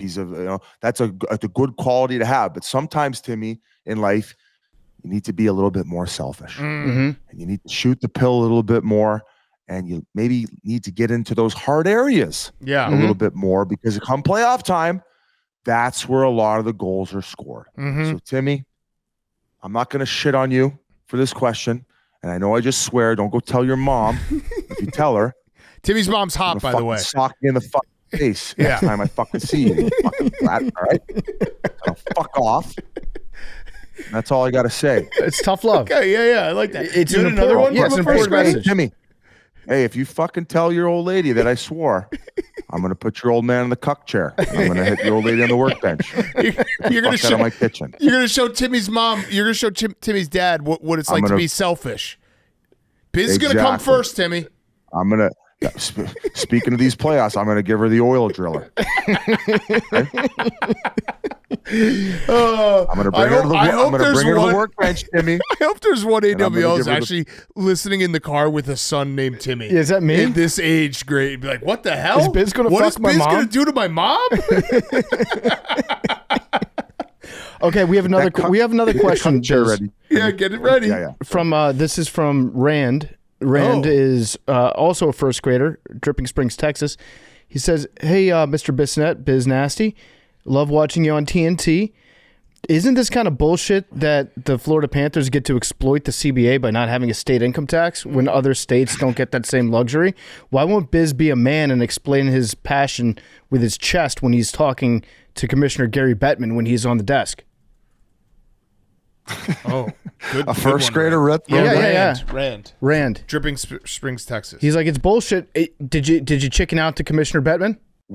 Where's the name Rand come from? I don't know. His name is just Rand. Randall, maybe? Randall, yeah, it's Randall. Yeah, Randall. R-A-N-D? Randy. Yeah, it's Randolph? Randy. Yeah. Randolph or Randall? Oh, short for Randy. Okay, Yeah. short for Randy. My apologies. Is that a fact? Or are those two separate names? It's Randall. It's Randolph. Rand is short for Randy. I'm going to have to fact check that after this podcast. You should. Okay, yeah.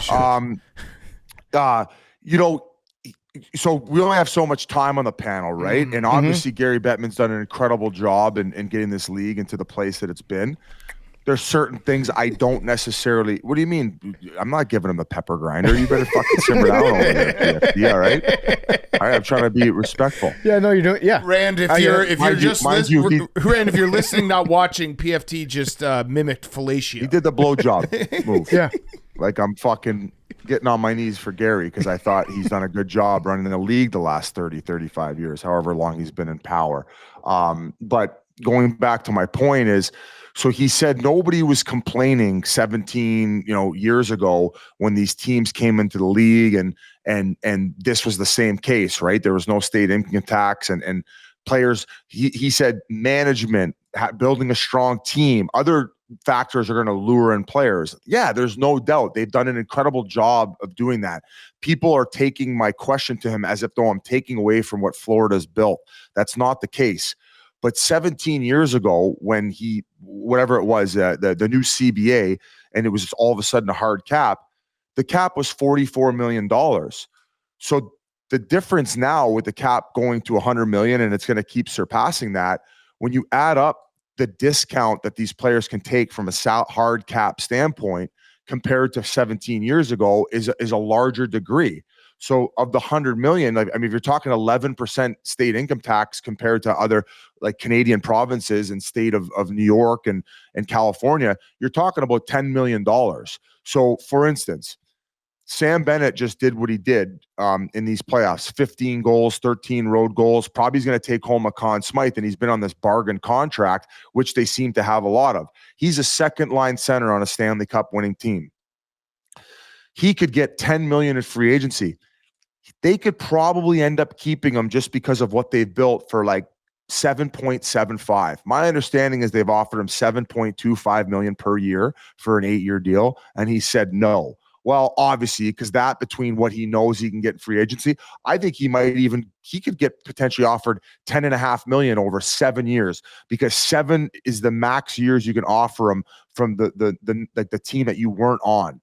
Florida, because he's like quote unquote homegrown, they're allowed to offer him that 8th year, which is obviously an advantage to keeping the player that you already had.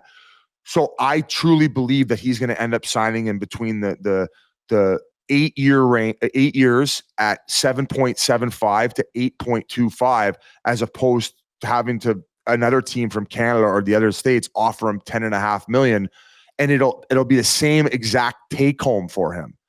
So it's such an advantage. Like you're keeping these good players at a hard cap discount. And as I said, all the other factors that Gary mentioned as to why he doesn't want to change the rule, hey, all good. But from a non-biased perspective, you have to understand that for him and the league's benefit, it helps that the teams in these southern states are growing, because the population of the states, and if hockey grows, there's so much more upside to then Canada. You could win 20 games, your fucking team's going to still do the same thing, right? Like if you're in Vancouver or Toronto, it's still a fucking juggernaut. It's still worth $3-4 billion. They're still going to make all this money. So it benefits him in the league for these southern states and these places that he's put these teams to grow the game in North America. So for all the reasons he wants to keep it the same, all good. But you're a fucking moron if you're a Florida Panthers fan and you're tweeting at me. It's like, there's a fucking advantage, you fucking dummy. Wait. Like, there's a fucking advantage to it. I've had countless people in hockey and agents tweet at me. So these mouth breather people on Twitter, like, oh, Gary dunked on you. Oh, Gary dunked. It's like, bro, first of all, I got awful announcing with 6 million views on the clip. So you don't think I'm throwing this guy a fucking softball, fucking knowing what I'm doing? You don't think I know what I'm fucking doing? Like that's all anybody wanted to talk about the rest of the game. You're fucking welcome. Some fucking peasant fifth liner who scored 7 goals in the NHL next to the great one, next to Henrik Lundqvist, Hall of Famer. I'm throwing this guy a lob ball so he can dunk on me on national television, and everybody's talking about it. Yeah. But if you have half a fucking, I'm trying to make good television here. I'm not trying to fucking appease these brain dead morons who don't know what a fucking state tax advantage means. Yeah. I love it. That was a great, well thought out group economics answer from Paul Bissonnette. Yeah, Turan. Once again, Bill Zito, Roberto Luongo, everybody on the Florida Panthers management. Can you Google the owner's name? I think it's Vinny Viola.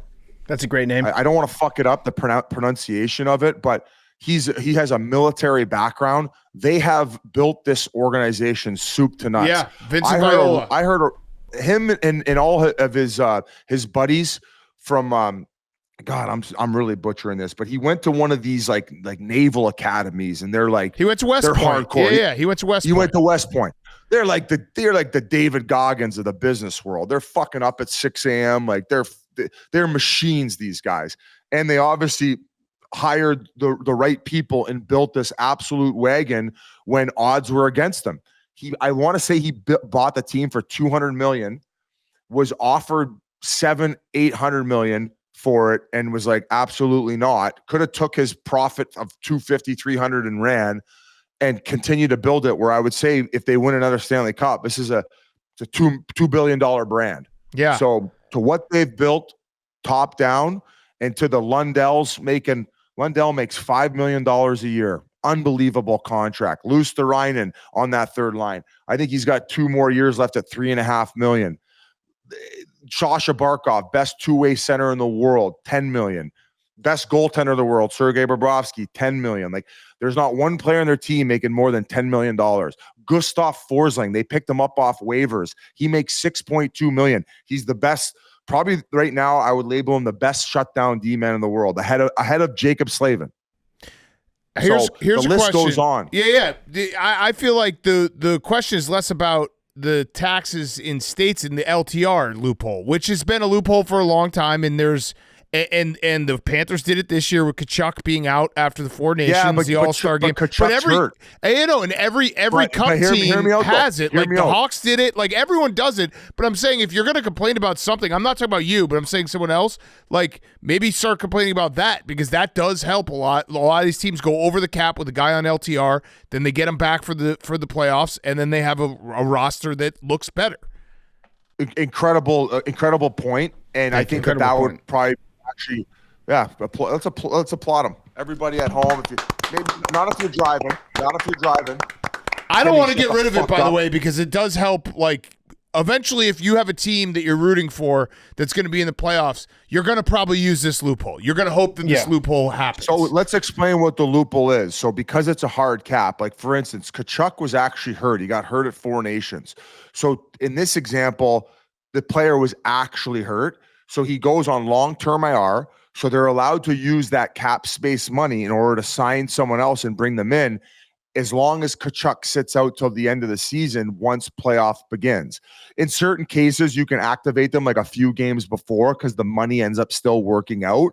But everybody listening, you get the gist of it, where I feel personally that when Vegas has done it and exploited that rule, you first of all have to have an owner who's willing to spend money. Yep. So if you have a cowboy type owner who doesn't give a fuck, they'll do that, like Bill Foley will. And I do believe that Mark Stone was hurt in these cases, but they're stretching out the recovery time. So where maybe this would have been a 3-week injury, it's like all of a sudden he's gone for 7 weeks. One of the situations, mind you, they said he had an issue with his spleen, like a spleen thing. So that's nothing to fuck around with. I don't know if that's easy to just say there's a spleen issue. I don't know. But if that was the case, I'm not going to bitch about that one. But he has had back issues where, once again, all of a sudden, game 1 of playoffs, well, holy fuck, Mark Stone sure looks like he's flying out there.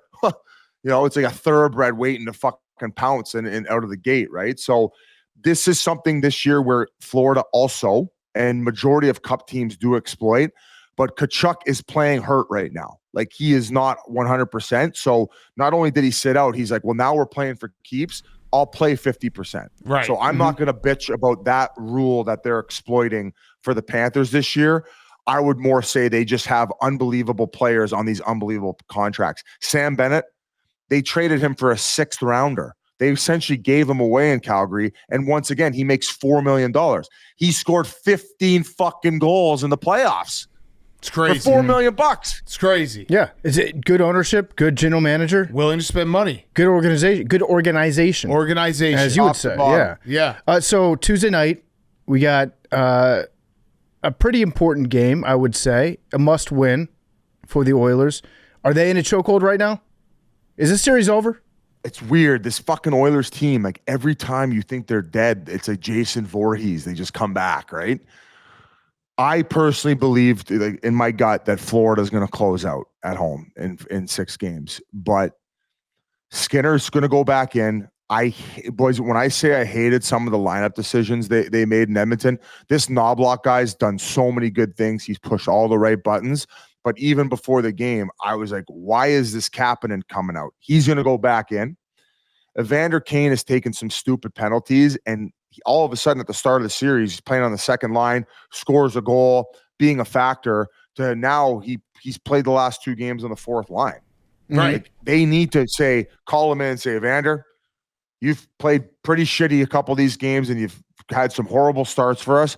But the only way we're going to beat these guys is if you're playing at your best and you're being a fucking asshole. You're running guys through the end wall and you're scoring goals and you're disrupting Bob. We're putting on you back on the second line with Draisaitl. Go fuck shit up. Do that. Put Kapanen back in.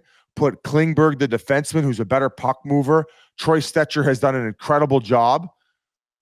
He it sucks. I think he's the 7th defenseman on the Stanley Cup winning team, but they need to put Klingberg back in and they need to play 6D and that's how the lineup needs to be. And I think that they have a chance to go in there and somehow pull out a victory if they do those lineup changes and somehow they catch Florida sleeping. But I think that they're too deep. They're going to close this fucker out at home. And unfortunately for McDavid and Draisaitl, they just don't have a good enough overall team. It would be an all-time plans cancellation for me personally because I'm sure you saw, but Witt has totally reversed it on us, being like, if it's Game 7, you got to come and basically you would be a moron. You would be an absolute moron that if somehow the Oilers win Game 6 and drag them back to Alberta, the experience that you would see in that building would be like nothing you've ever experienced. I'm in. I've already made life. plans. Like I'm saying, the cancellation of these plans would be the greatest. It's too good to be true. It would be euphoric to be like, oh, I thought I was gonna go to Edmonton this weekend, and again, I'm in, so I'm gonna go, and I'm gonna have a great time if it happens. But to be like, now I don't have any plans, will be all time. And credit to Whitney. He's a genius. He's completely flipped it on me. Every day I wake up and it's just people being like, everything Whitney does for you and you won't go to Edmonton and just like shaming me. He's very smart move by Whitney. But he was playing chess on us. It's too good to be true. Like, I want you to experience that so bad because you have such a big platform, both of you guys, with like just sports people in general. And I don't know what percentage of those people genuinely care about hockey, but they would have to watch and pay attention and to try to witness like Gretzky says that McDavid's better than him. So like, this is like let's put him second next to Gretzky. This is the biggest generational talent with the opportunity to win the big one when he doesn't even have that good of a team compared to Florida. Like, he would have to do something magical. And something magical would have to happen, and you would get to see the pregame ritual to bring them on the ice that is like no other in the NHL, like no other maybe in sports. You have to be there. And what if I won the 50-50? What if I won the 50-50? If you won the 50, you know what the 50-50 would be if that? I bet you it'd be $15 million. Yeah, but that's loonies. That's loonies, right? That's $1.15 million US right now, maybe a little bit more. Okay. Can you explain to us why Canada loves the 50-50 so much? I respect it. I love it. So in Alberta, legally, they open it up to the province. You don't need to be at the game. You can go online and purchase a lottery. ticket. So it's basically lottery. And just based on the hype around the games, it's just like, oh, it's up to fight. Oh, you know, all these Albertans are just all texting each other. Oh, you see what the 50-50 was at? Rick from Red Deer. Oh, hey, bud. Make sure you get your ticket, bud. 50-50's over 10 sheets, bud. Oh, man. I'm excited. I'm heading down to the boot. Heading down to the Boot and Blade for breakfast if you want to join me. But fuck, man, make sure you get your 50-50 ticket. All right, Biz, one last question, Roback question, RHOBACK.com, promo code TAKE, 20% off your first purchase, Q-Zips, polos, hoodies, joggers, shorts, Roback.com, promo code TAKE. It's always fun having you on. Everyone listens to Spit and Chicklets. Is this Timmy's fucking question again? No, this is a Roback question. The Spit and Chicklets does the best hockey coverage. They've been crushing these finals. The live shows they've been doing, the streams, everything. It's awesome. And they got the draft coming up. My last question, though. How is the health? How's the gout? I don't know if you saw. You might have gotten tagged a little bit, but my daughter gave me a Father's Day card that she did at school, and it had questions like what's Daddy's age? What's Daddy say all the time? And it was like, what is Daddy's favorite food? And she said steak. And everyone's like, dude, you're gonna go down the route of Biz here. So how are you feeling? Are you still eating 20 ounces of steak a night? So I don't think it was the steak. Okay. Okay. Tell us, Dr. Biz. So I think I might have been overdoing it on the sodium packs. Wait, you were doing sodium packs on top of the steak? I would, I tend to go down to the steam room sauna. So I would say on average, I was doing between 2 and 3 of those sodium packs you put in your water a day. Okay. But keep in mind, I drink a ton of water. Right. So you need something to retain it. So I think I just overdid it on the sodium packs. And listen, they send me the Body Armor ones. I love them. I love all the Body Armor. The water is delicious, all the flavors. I love Body Armor. So I just think everything in moderation, maybe steak and sodium packs. Yeah, you were adding sodium packs. So yeah. I have had the NHL Liver King, Jacob Chikrin, reach out to me. He goes, Bud, I eat steak every day. He goes, it's not the steak. Steak will not do that to you. It's something else in your diet. So if anything, it's taught me, like everything else, is this summer, I'm going to get continual blood work. I did last year. I tried to take a bit of a deeper dive into my health and just really try to get everything in that regard on the right path. Make sure I'm eating the right things, knowing what my body maybe doesn't respond well to, more moderation. And when you're living life on the road as much as we are, sometimes it's hard to keep control. I would say, and I would agree, that I'm very disciplined with my diet to a normal person standard. Mm-hmm. But hey, man, we're getting older. We need to figure this out. So I appreciate your concern with my gout. If anybody's got it who's listening, I wasn't being a bitch about it. I thought I broke my foot. And then I thought maybe we're going to have to amputate the thing because I had a staph infection or something. I didn't know what was happening to my foot. So we're past it. I had the pills. I kind of ridded of it. And then now it's just more of how do I don't want to just keep taking a pill the rest of my life. I think that people tend to just like to mask things with medication where it's let's try to take a natural approach to this, figure out my diet, and if your health is everything, right, boys? Yeah, It your is. health It as is. well. So take a natural. So you're saying the natural approach you're not going to curtail your steak eating at all. You're just going to do less sodium packets. Oh, I don't think I'll be just eating as much steak just because I don't need to eat 20 hours. It was more because I was in this the TNT bubble doing TV every night, and I'm like, this is my routine. I like the 2 steaks. I like the baked potato. I get the salad, and then I have maybe one other thing I go to, but I'm thinking about the hockey. I'm in fucking autopilot mode. Yeah. So that's why now we were in this rhythm for about 2 weeks, and that's when Liam McHugh is like, "Have you ever gotten gout, Biz?" And I'm like, "No, why?"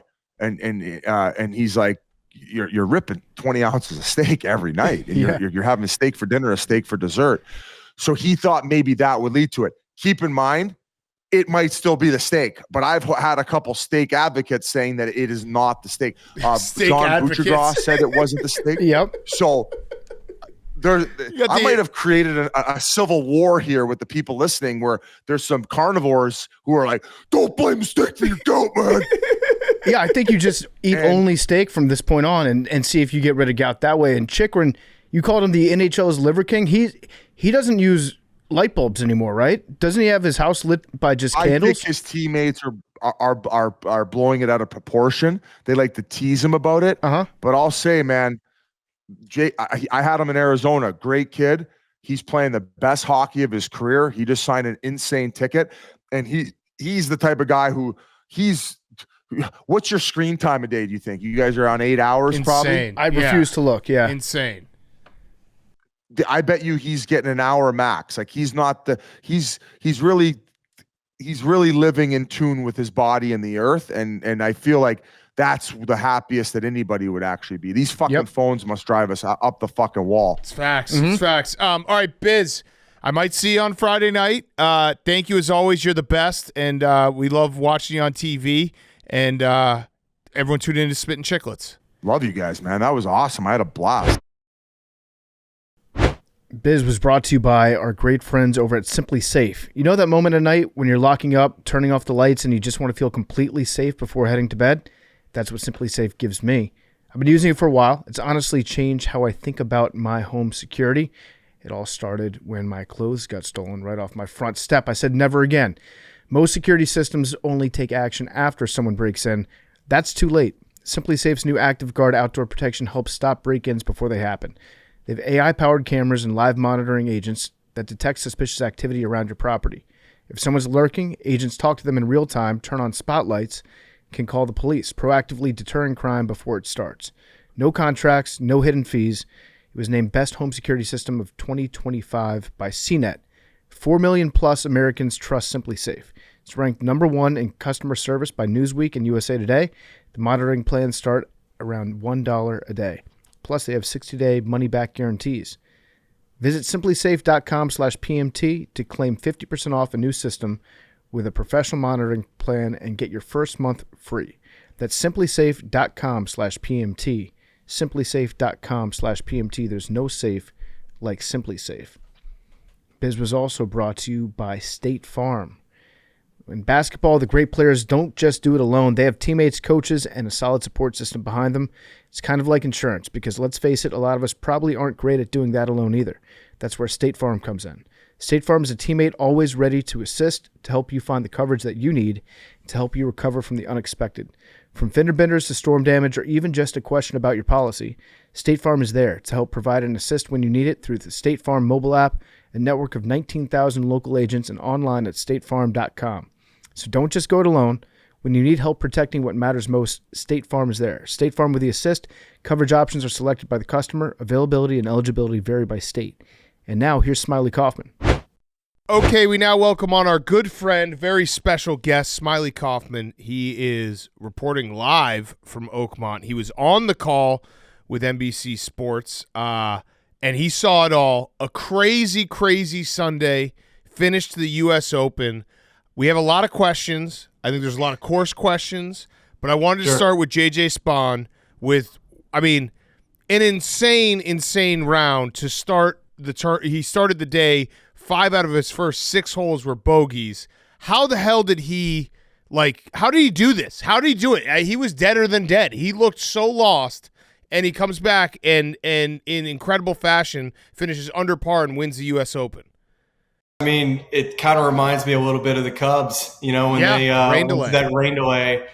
Maybe Jason Hayward. Was it Jason Hayward that gave the speech to everybody in the locker room? Yep. Maybe Hayward was at Oakmont Country Club talking to JJ Spaun at the reset because I think without that, he never wins this. He just was lost. The composure wasn't there. He was doing his best, but I'm telling you, he had some of the worst breaks I've ever seen. Every lie that he got in the rough was so bad. Starting at the first hole, I could barely see his golf ball in the rough. And then he hits it in the rough again. Could barely see it again. And then 2, he all right, he settles in finally, hits the fairway, and then hits a perfect wedge shot. 1 bounces, hits the pin, and then spins off 50 yards off the green. You're just thinking to yourself, maybe it's just going to be one of those days for JJ Spaun. Mm-hmm. Yeah, what he did to come back was just crazy. And the weather delay that you guys had, I think it was you on the broadcast that said it. I'm pretty sure it was you.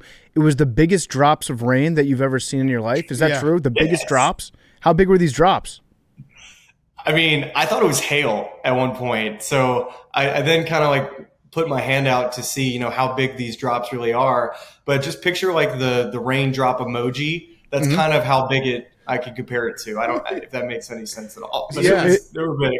It was some heavy ass rain, very heavy rain, and the place was, underwater. It really was. The greens were totally fine, but we did not need any more water after the rain delay, and the fairways were definitely feeling it. Yeah. So did the course get easier or harder after the rain? Because you would think that rain softens things up. These greens were super fast. Did it take any of that sting off, or did it just present more new challenges?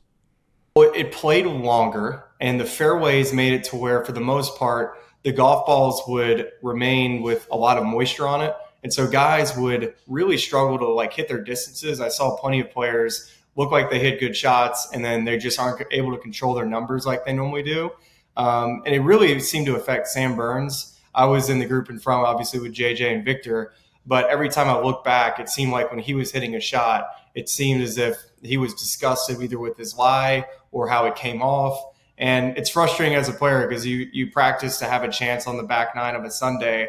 And then when you throw all these, crazy different circumstances and conditions, that personally as a fan and as a broadcaster, it was playable. It was definitely playable. I could see the crowd of, okay, maybe the fairways weren't quite what these guys are used to playing, but it's a U.S. Open, right? Like we expect chaos, we expect bogeys, we expect pretty much everything other than a 50-footer being holed on the last hole to win the U.S. Open, but that's what we end up getting at the end. Yeah. So all right, so Sam Burns, because you explain to me, did he get screwed on 15? Because that was where it fell apart for him. He had the shot. Okay. He drives the ball. It goes right up to the edge of the rough, and it looks like it's sitting in like a very, very wet spot. Not really standing water, but very wet. He fucks that shot up, goes into the rough. Then it felt like mentally that kind of took him out of it because he then ends up with a double bogey and is kind of out of the tournament. But did he petitioned for relief, I think twice on that shot, and he didn't get it. Did he get screwed? Does he have a fair gripe? Well, I think potentially yes, and I'll tell you what the ruling really is. So you get casual water relief based off of where you are standing. And so what that means is if you look down and you look at your feet and water rises up, that's when you get deemed casual water. But it's not based off of where the golf ball is, which is stupid. That's where it really is a silly rule. There's plenty of silly rules that we have, but that seems to be one that just kind of came out really at the worst time. And you're right. He hit it in the one place that you couldn't, left to 15. There was absolutely no man's land over there. So, it definitely felt like the only person that was getting good breaks after the reset was JJ Spaun.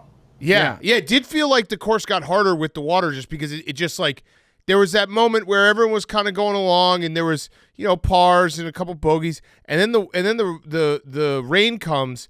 And it was almost like the whole leaderboard at the same time just like fell off a cliff. And like everyone, it was the moment where I think Adam Scott was fist pumping a bogey, and you're like, holy shit, this is different. He was genuinely so pumped for a bogey, and you're like, man, this is becoming just absolute carnage on the golf course.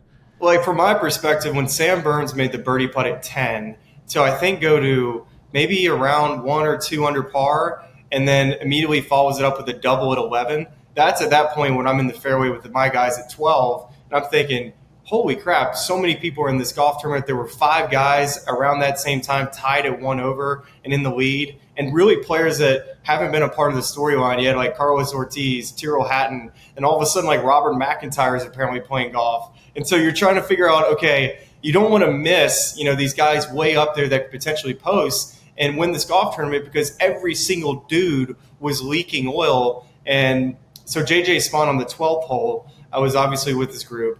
He hits the fairway on that hole, even gets casual water drops. So you would think he would have like a less wet golf ball to be able to control it.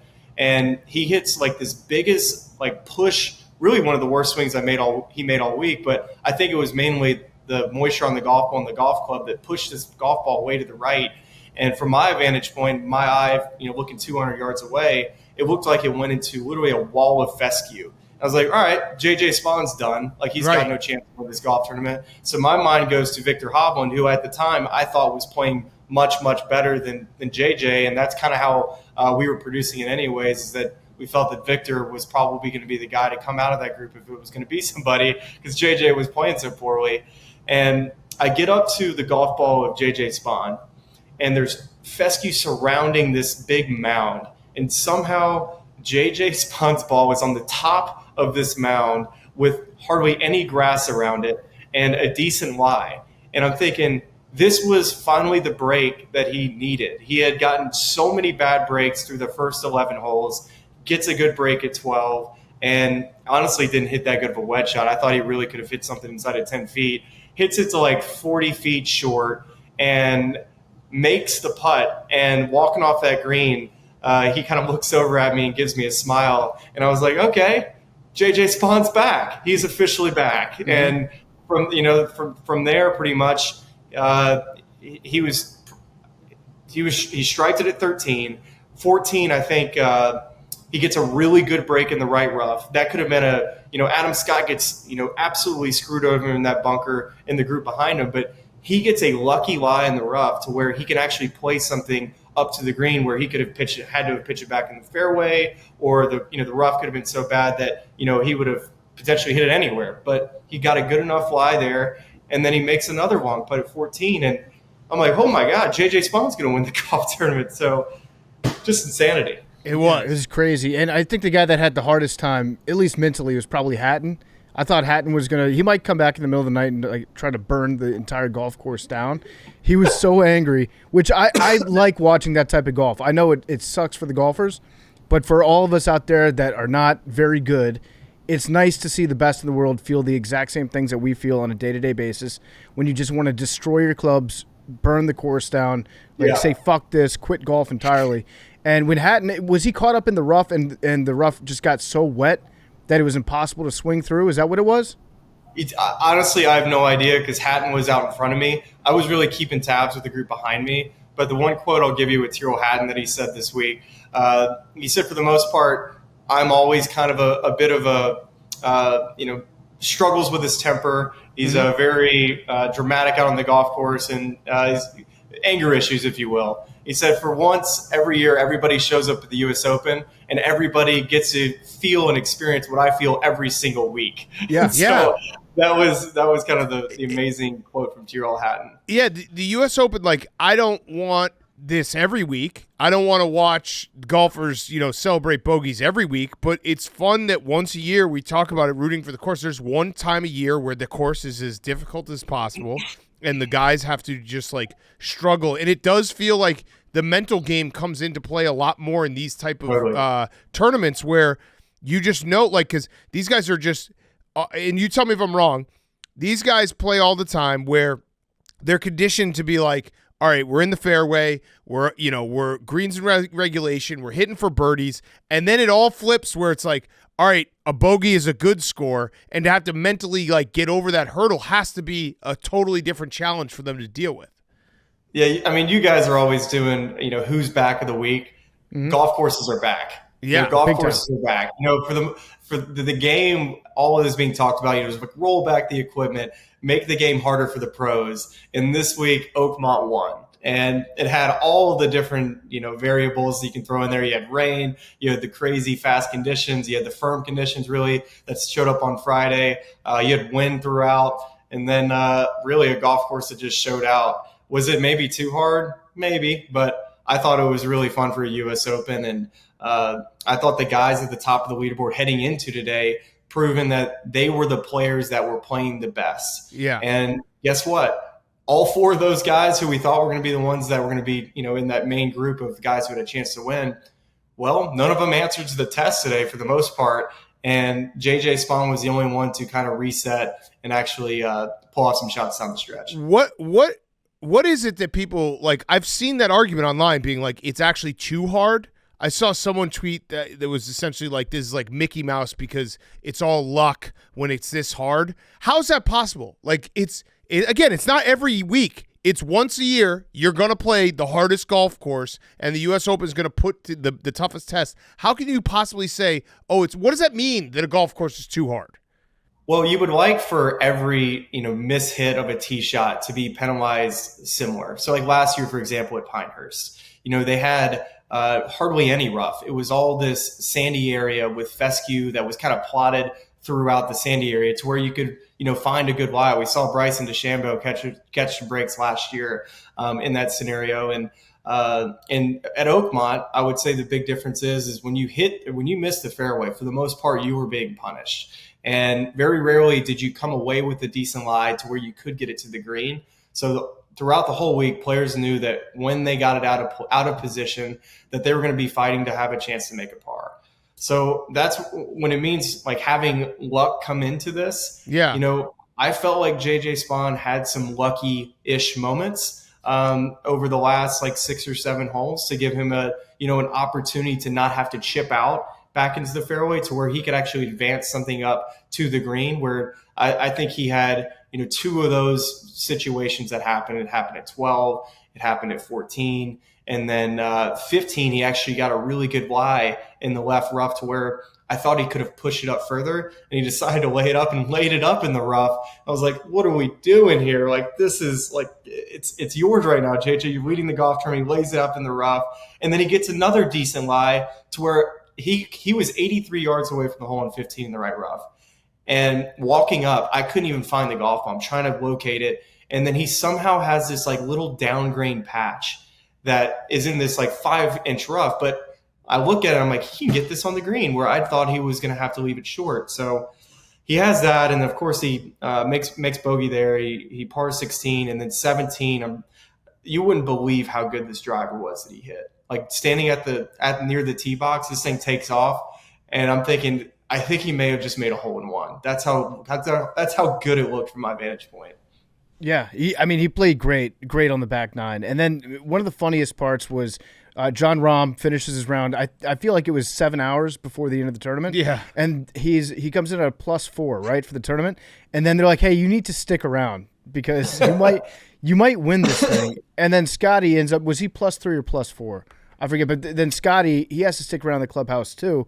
Thankfully for not quite as long, because then McIntyre was in there at a +1. And when he applauded when JJ hit that final putt, I thought he was actually clapping because he was pumped that he didn't have to play any more golf. I thought he was like, thank God I don't have to go back out there on this fucking course and get my teeth kicked in again. But the final putt that he had, the longest made putt of the tournament, an incredible putt. How great was that putt? If you were to rank it in terms of clutch moments in major history, where does that fall? On the 18th green? Yeah. I mean, what comes to mind, like one of the most clutch putts that I can remember is the one that Tiger Woods made on the 18th green at Torrey Pines to eventually force that playoff on Monday. I mean, that's the one that seared into my brain. This was a putt that, by the way, I was just listening to JJ talk right before I came in here. I don't think JJ knew exactly where he stood in the golf tournament, which blows my mind. Really? Yes. I need to clarify this. Obviously, I wish I could have done a little bit more research before, but I caught the tail half of his comments of saying I didn't know exactly how big of a lead that I had and whether I needed to 2-putt or 3-putt. And I'm just thinking, how does he not know this situation right now? But let's just throw in another bit of luck in this. The fact that Victor Hovland hits it right behind his golf ball on a putt that I would say from a difficulty standpoint, for just getting it down in 2, I would have said that he probably had a 55% chance of 2-putting. That's how difficult the putt was. When you throw in that it was legit raining, it was not very bright out. I would say it was 7 out of 10 from a darkness standpoint, and no idea of how much this rain is affecting the ground. But then JJ said that it appeared to him that Victor hit the putt harder than he thought. And so with that, maybe that just gave him the extra bit of confidence to give it a little bit more of a hit, because naturally in that situation, it would be natural for the player to come up short there. Mm-hmm. And if he came up short 4 feet, that putt would have been so difficult because it was going to be a downhill left to righter. You wanted to be past that hole if you're going to have something coming back. But I was standing 20 feet away from it, guys. It was going maybe 3.5 feet by, which I think he would have made the comebacker. What the other big story from this week, Rory. What's up with Rory? He's mad. He's pissed off. He's mad at the journalists. I do actually I'm not a big Rory fan, but I do kind of understand when he was like, someone asked kind of a leading question, like you've been carrying the water for the tour for the last 3 or 4 years, and do you feel like you can kind of do whatever you want? And he was just like, yeah, I have that right now. But what's up with him? What's the story? Have you heard anything? Well, all I can just kind of report on is that he's clearly irked with the media. The media has obviously pissed him off a little bit. I think the big one was probably how the driver thing leaked out from the PGA Championship. That was one of the big things that I know he was probably disappointed with, was that his driver was the one that got leaked, where there was plenty of other players that failed their driver test, like Scotty Scheffler. And then you started to see these articles and these stories and these Twitter, these tweets just basically saying that was was he using a band driver at Augusta?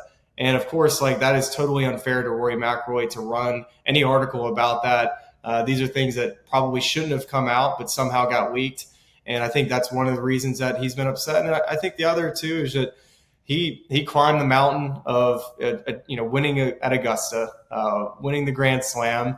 And I think he's just kind of been trying to figure out exactly what his new goals are. And I don't think he's all quite there as far as just mentally and physically ready just to take on the challenge of major championship golf. It doesn't mean his talent has gone away. It's just kind of the desire isn't quite there right now. And just like a long day of the weekend of keeping your kids, Big Cat, you come Monday morning and you're just trying to catch a breath. And I think when he gets off the golf course, he just doesn't want to talk to the media right now. We definitely said that his Masters had an asterisk. Yeah, but that's on this show. None of Scotty's wins. Yeah. But his, we can do the math on that. Yeah. We were definitely leading the charge on that. Because he probably goes out to the driving range and he probably hits it a few times with a hammer on the face of the driver. He's like, okay, I got that good trampoline spring now. What if Rory was just like, I'm mad at PMT? Yeah. He's mad at the journalist. Yeah. I get that. I feel like he's going to get locked in for the Open, though, right? It's Port Rush, man. That's like his next big milestone. I think it'll be easy for him to kind of turn his brain on for that. But I don't think Beth Page is going to be too kind to not only the Europeans, but Rory in general. I think it's going to be that week's going to be absolutely just chaos. Yeah, no, I kind of feel in advance for Rory for what he's going to have to deal with from a bunch of drunk, angry Long Islanders out there screaming his name.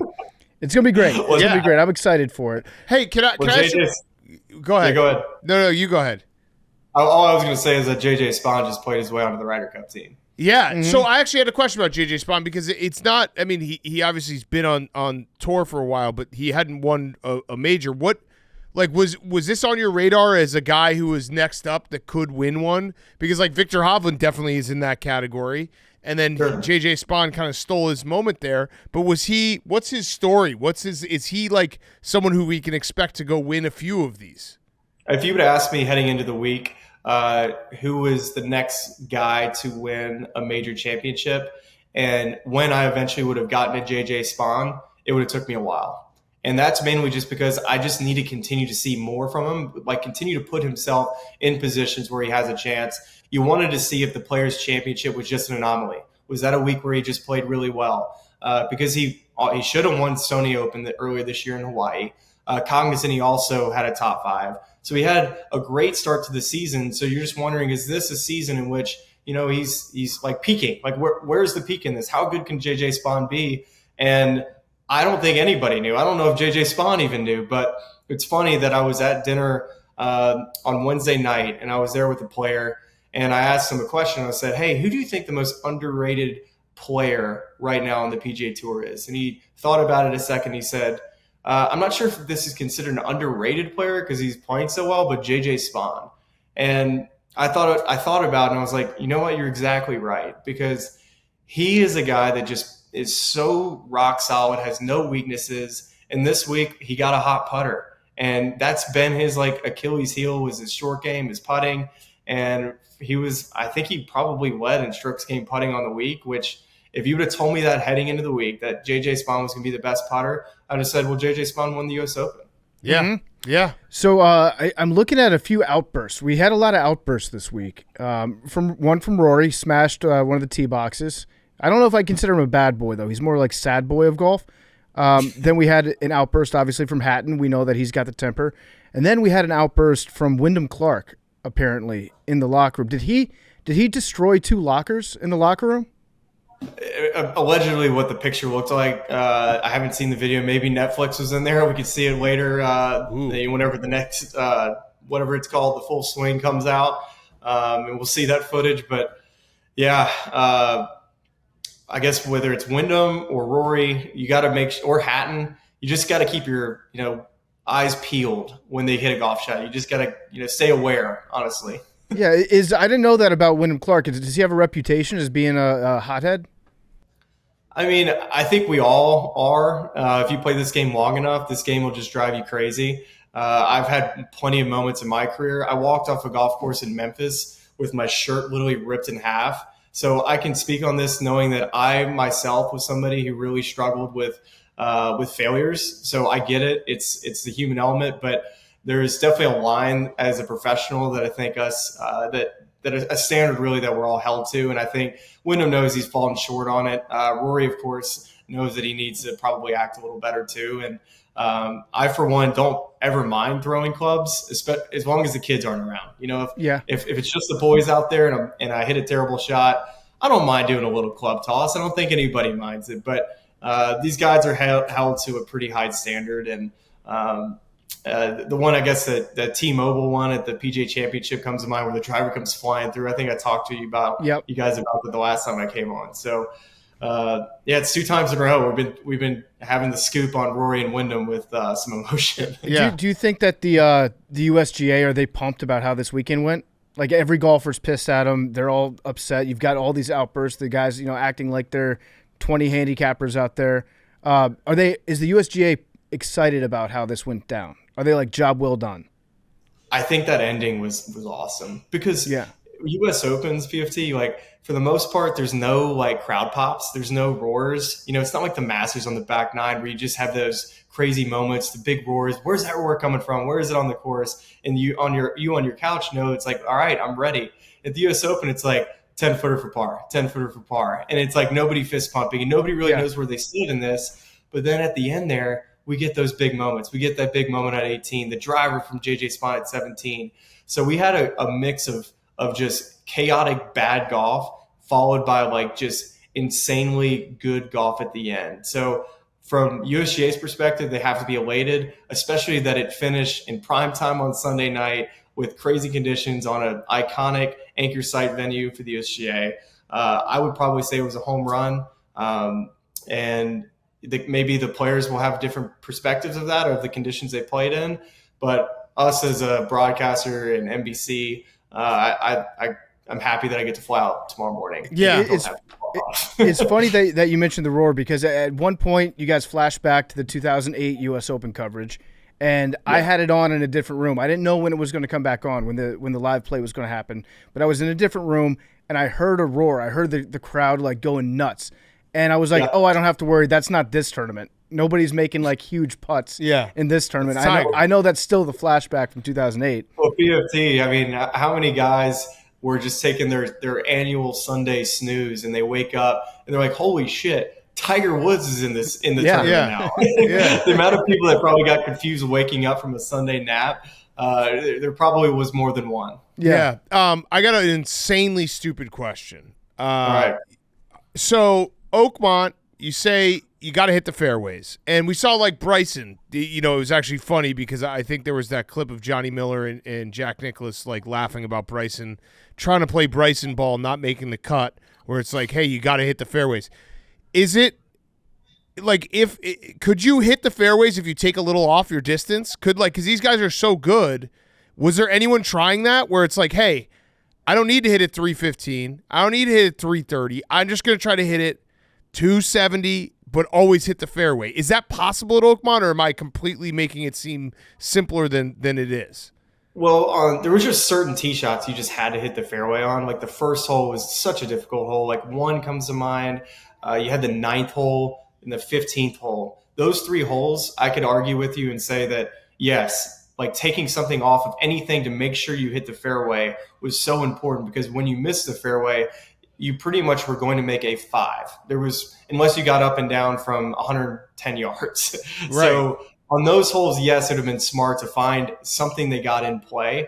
But throughout the rest of the golf course, it played firm-ish Thursday, Friday. It started to firm up, and a guy like Bryson DeChambeau and Rory McIlroy, these guys, that's the strength of their game. When they hit the fairways with their drivers, it's such a big advantage to them that they have shorter clubs into the green. So it'd be silly for them not to take advantage of their length on certain holes. And when you go look back at all the other U.S. Opens at Oakmont, Dustin Johnson, he led in driving distance that week. He also hit a lot of his fairways. And then same with Angel Cabrera, like led in driving distance, hit a bunch of his fairways. And both of those guys were like leading in the greens and regulation stat, which back in 07 with the Cabrera, it was very firm. And if we would have had a really firm U.S. Open this year, no telling what the guys would have shot. I mean, it would have been borderline impossible because of how the severity of these slopes. It's like Augusta National with how sloped it is, and I think the greens would have been faster. So the fact that we got moisture on this place on the weekend, and it's still, I guess JJ shot under par like by a miracle, but we were looking at a potential over par winner even with rain on the weekend. So all right, so that was a dumb question. Well, yeah, like it. Are you asking what if you hit a 5-iron off the tee every time? I don't know. Like if you're just like, I can guarantee that I hit it in the fairway, it's not gonna. I'm gonna do it. That doesn't help you because like they tuck these pins and like you want to have shorter clubs into these holes to be able to hold the greens.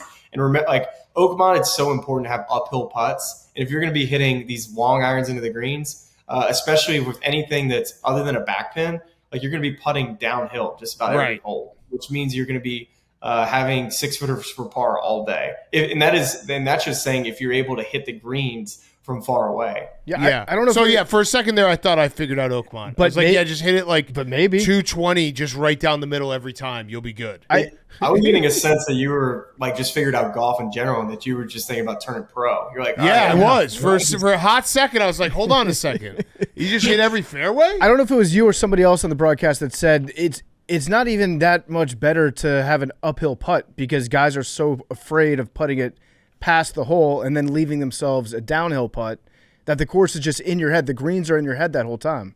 Yeah, it's the fear really of like when you have the uphill putt, it's in your mind you're thinking, yes, this is finally an opportunity I can be aggressive with one.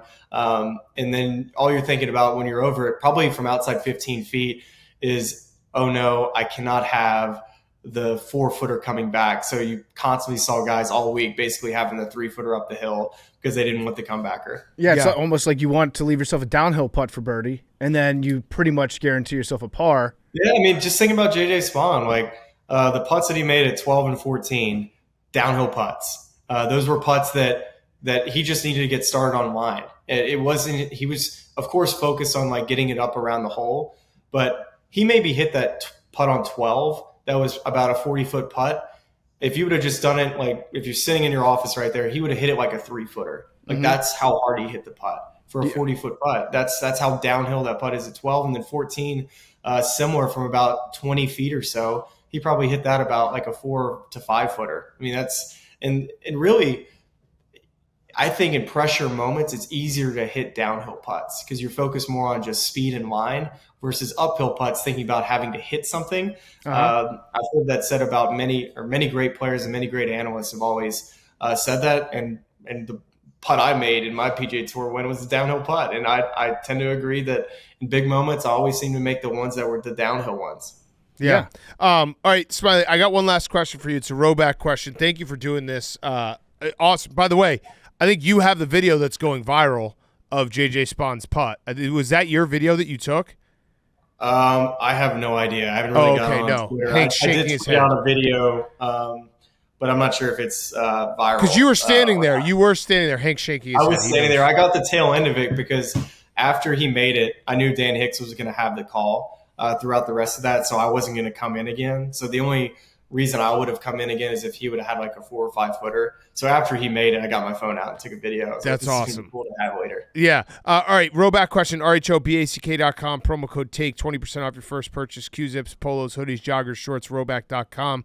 Promo code TAKE. So you are going to the Open Championship. You guys are covering that, NBC Sports. Tell us who's going to win. Just give us the winner right now. All right. Heading into the year, my prediction was Tyrrell Hatton. I just had a feeling that Tyrrell Hatton was going to win a major this year. That's my prediction now, but we'll see. I mean, it would be cool to see Shane Lowry have a chance to win again at Portrush and Rory McIlroy, of course, too. But I'm going to go with the crazy man and Tyrrell Hatton. I'm going to ride that boat. He's a Lynxy type of player. Hits it straight, and that's my pick for now. Okay. And then I just wanted you to rank this course in terms of the all-time hardest courses for U.S. Open golf. Is this number one, or are we going to go – what did Brooks – he won – Shinnecock. He won at 1 over, right, in 2018? Yeah. At Shinnecock. Compare this to Shinnecock. I've never been to Shinnecock, actually. We have the U.S. Open there next year, so I wish I could talk more about it. But I just remember the Zach Johnson quote after his round saying that the USGA had lost the course and how difficult it was there. Shinny's had their moments of being a very difficult place. Wingfoot comes to mind. That was an over par finish with Phil Mickelson and Jeff Ogilvy eventually winning, where Phil Mickelson made double bogey at 18. But Oakmont's got to be up there. It's got to be, if it's not one, it's in the top 2 or 3. So it's always fun knowing when you get to Oakmont, it's going to be a special one. I shot a 72 at Shinnecock, so it's not that hard. I heard about that, by the way. Good point. Yeah. Good Thank point. you. I appreciate that. Most of the playing there was with my pencil on the scorecard. But yes, I appreciate that. Pretty incredible round by me. Also, can you define for us what is a U.S. Open par? Okay, so a U.S. Open par. That is a good question. So typically it's I would have to categorize it as a putt that you make from outside of 8 feet and something went wrong before you got to the green. So whether it was a poor drive or a poor second shot and then a nice recovery shot, and you make some sort of putt outside of, I would say, 8 feet, which is kind of in that 50-50 range, that would be considered a U.S. Open par to keep the momentum going. I like that. Okay. I like that. Because it sounds a lot like every par I've ever had in my entire life. Like something goes really, really bad, and then somehow you luck into a par. U.S. Me Open and you, par. I putt for par way too much now. Wait, hey, last question. What and by the way, everyone go listen to the Smylie show because he's going to talk about everything and everything he saw. Why didn't you guys say lightning? Why did you guys keep saying there's electricity in the sky, or there's no electricity in the sky? What was the problem with lightning? I don't know. Maybe just foreshadowing the electricity at 18. I don't know. I'm just maybe going to throw that out there. It was crazy. Just no one would say lightning. Yeah, I don't know. I think that's just kind of one of those buzzwords that was floating around, and I was kind of rolling with it too, to where lightning seemed like a cuss word to say. Yeah, I like it. It was crazy. You're like jinxing it. If you say lightning, it feels like you're summoning it. But if you said electricity, it stayed away. No electricity. It did, and yes, I can tell you the electricity stayed away, but the rain did not, and my shoes are about to be thrown out here in the next hour. You should frame them, maybe sell them. Like these are the shoes that saw JJ Spaun. I'm never gonna forget this one, boys. This was like an all-timer. I can't imagine,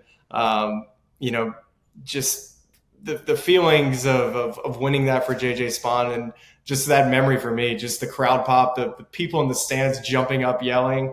It was an all-timer. Yeah. All right. Thank you so much, Smylie. You're the best, man. Safe travels back home. All right, boys. Go Tigers. We got the College World Series to win now. Oh, yeah. Congratulations. Yes. That was a huge win last night. Also, congrats on Coach O just bodying that Alabama fan and making him stutter on the street. That was to awesome. see him back, too. He's a humble pie for the Tide fans. They need it every now and then. I love how he got buck with him, and then he flipped over into Coach Mo, I'm going to be nice to you mode, and then he tried to walk away, and he's like, nah, I got to go back and let him have a piece of my mind. Yeah. No, that's the defensive line coach coming out of him. It's like, hey, if you're going to make a mistake here on the line, I'm going to chew you new, and then I'm going to, teach you a lesson along the way. Yeah. I love it. All right, thanks so much, Smylie. All right, boys. Smylie Kaufman was brought to you by Experian. We're going to take a moment to talk about BFFs. Hank, who's your BFF on the pod? That's got to be part of my meme, Connor. Connor, part of my meme? Connor, who's your BFF on the pod? We're going to go with Zach. Zach, who's your BFF on the pod? I'll go PFT. Thank you, Zach. Big Cat, who's your BFF on the pod? I'll go with Max. Max, who's your BFF on the pod? I'll say Big Cat. Oh, love it. Love fest. Everybody got a little love today, right? I'm everyone looking got around the one room. BFF. Memes got one. Max got one. Zach got one. I got one. Big Cat, you got one. Mm-hmm. Love that. Feeling very loved. Nobody asked me who my BFF was. Who's your BFF? I think it's Big Cat. Oh, I'm gonna go Big Cat. I'm going to go Big Cat on this one. There's one BFF who always looks out for you. Introducing your big financial friend, Experian. Experian has a bunch of legit ways to help you save. And get this, the Experian app helps you check your FICO score and a bunch more totally BFF things to help you manage your finances. Bet your other BFFs can't do all that, huh? Experian is here to support you in making smart financial decisions and maximize your financial potential. Get started by downloading the Experian app at no cost and let your big financial friend help you take control of your financial future. Get started by downloading the Experian app today. Download that Experian app today.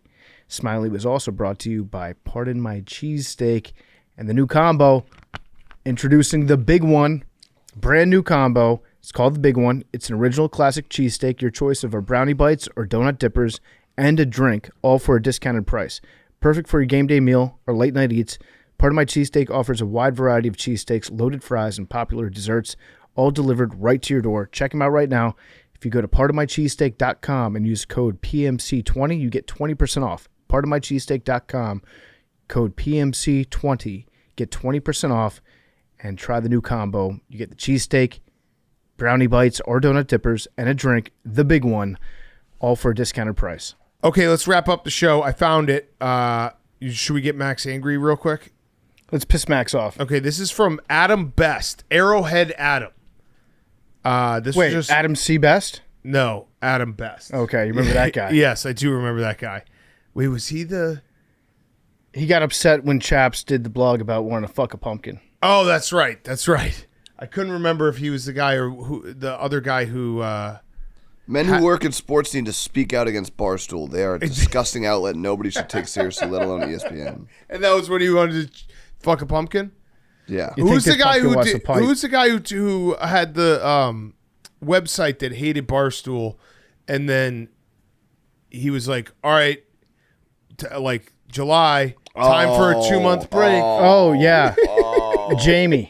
Yes. Yes. He's The like, Guardian. fuck these guys. I can't believe they're Not the successful. Guardian. No. The Cauldron. And then, Cauldron, and yeah. then July came. He's like, all right, that's it for us for the next 2 months.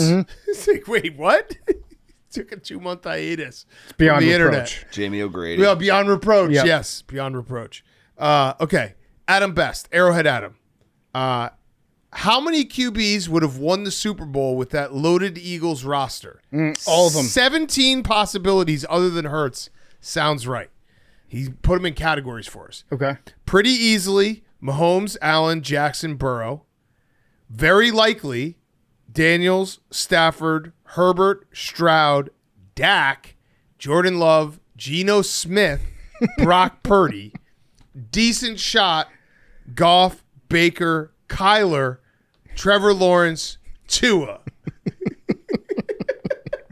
Max, I mean, his what are your tiers thoughts? don't even make sense. Decent the people shot. The people in the third tier are better than the people in the second tier. Who? He had Goff is. Yeah. Goff, Baker over Geno Smith and Yeah. Brock Purdy. Yeah. Wait, would this Also, would this Brock team Purdy had that roster the year before. That's a good point. That's a really good point. would this team have to play against the Eagles? No, they play on the Eagles. Yeah. So they wouldn't have to Yeah. play against the Eagles with Jalen Hurts on the Eagles. He's just saying that Jalen Hurts stinks and anyone could. I love that everyone still thinks Jalen Hurts sucks because it's just like if everyone thought he was good, he just still will have a chip on his shoulder even though he won Super Bowl MVP. This is just an all-time I'm not owned tweet to have June 13th. Yeah. 4 months after the Super Bowl. Being like, this is absolute bullshit. It's also another way of saying, you know who's really fucking good is the Philadelphia Eagles. Yeah, right. Yeah. I think that someone was like, hey, didn't you say the Chiefs were going to beat them because they had a better roster? And he had he's like, well, our offensive line got hurt, and I had them as an A+ roster, us as an A- roster. It's like, well, should have been closer then. Yeah. Yeah. But yeah, you gotta love this though, Max. I do. I mean, more bulletin board material, which is hard to do for a Super Bowl winning team. Also, the best part about playing on the Eagles is you wouldn't have to play against the Eagles defense. Right. Yeah, what did he say? He said, my prediction, Super Bowl goes down to the wire. Chiefs win 30-27, clutch Mahomes driving nails, Bucker kick. The Eagles play their guts out, but it becomes a coaching passing battle late, and they come up short. Philly has the talent to win just in case he has a rare clutch trait. Yeah, it's just fanfic. Yeah. Yeah. So yeah, that was kind of that didn't even rage you. That made you happy. Right, Max? Yeah, it's fine with me. I don't give a shit about this I can't guy. wait for football. What about even Geno Smith? Does that name do anything for you when he The said Geno's Geno a little Smith? Yeah, crazy. but I don't understand why Geno's in tier 2. Over Goff and Baker? It's not tier 2. It's the very likely tier. Very likely. Yeah. Sorry. Tua was I also think- in the decent shot Yeah. tier. Could you imagine Tua running the tush push? Just instant concussion. Yeah. That's the part of this fanfic that's so funny. He's like, you're just completely ignoring the fact that the tush push is a big part of the Eagles' offense. And you're like, yeah, Tua can run that. Yeah, Kyler. Yeah, Kyler's got that, no problem. Yeah, Yeah, like Geno Smith, who like absolutely cannot run that. Kyler would run it. He would turn into an accordion Brock Purdy. if Kyler tried to run the tush Yeah, push. Brock Purdy would be hilarious running. Okay, whatever. All right, I'm happy that you're doing well. Zach, do you go outside this weekend? In the house for most of the weekend. We gotta get you outside. We were doing some. We pulled the maps up earlier. I was getting filled in on some hot spots I should walk through during the weekend. Okay, because it was nice out this weekend. Are you staying away from your windows? I'm getting way more comfortable by the windows. So much more comfortable. There was We're a good there. huge street music festival outside of Zach's apartment, and he had no idea that Zach, it was going on. so nice out on Saturday and Sunday. So nice. I now It was know which perfect direction to weather. hit for the festivals. Well, it's not going to be. That was a one. That was a once one. a summer. Yeah, Oh, never mind. All right, I missed it. Shit. That's no good. but I you didn't should know still that. walk that way. Yeah, OK Go is playing about 100 yards from your house on Saturday. Shit. That's heartbreaking. Did anyone hit Old Town Art Fair? Oh, I No, did. they moved it up. What? Last summer it was like in the middle of the summer. It was this weekend. I know. Yeah. I didn't realize it till today. Shit. All right. Numbers. 3. 99. Oh, because Pug's not Dirty here. dog. Dirty dog. Wow, you're going to try to win with 99? 77. That would be an asterisk win. Yeah, I can't believe- 100% an asterisk I can't win. believe you're trying to do an asterisk win. That's the lamest thing ever. What would that mean for Memes' legacy? It if he would- won with It's a number. 99? It would take his legacy. Like, you know, Win's a that win, man. Win to Pug win. is the most beloved guy on this show in terms of our fans loving Pug. The fans would revolt. It would be the dirtiest win ever. It'd be like me winning a 50-50 to a game I didn't go to. No memes protest tomorrow. Pug's literally home for his wedding right now. And Unreal. No memes. All right, wait. What was your number? 3? I took 3. What was your number? 77. I'll take 6. I'll go 15. I want 15. Though. 55. 21. I'll go 99 hit. I got a 199. I'll go 13. Chaos. Chaos ensues. I'll go 13.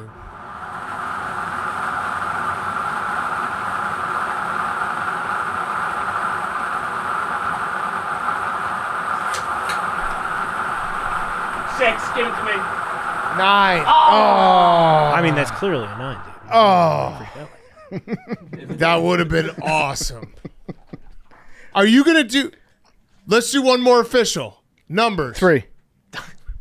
Are you going to do it again? I want to. Do it. Stand on business. 18. Oh, what a pussy. 99. Yes. Now I'm back to rooting for 99. All right, 6. 77. 96. 16. 21. Who's got 3?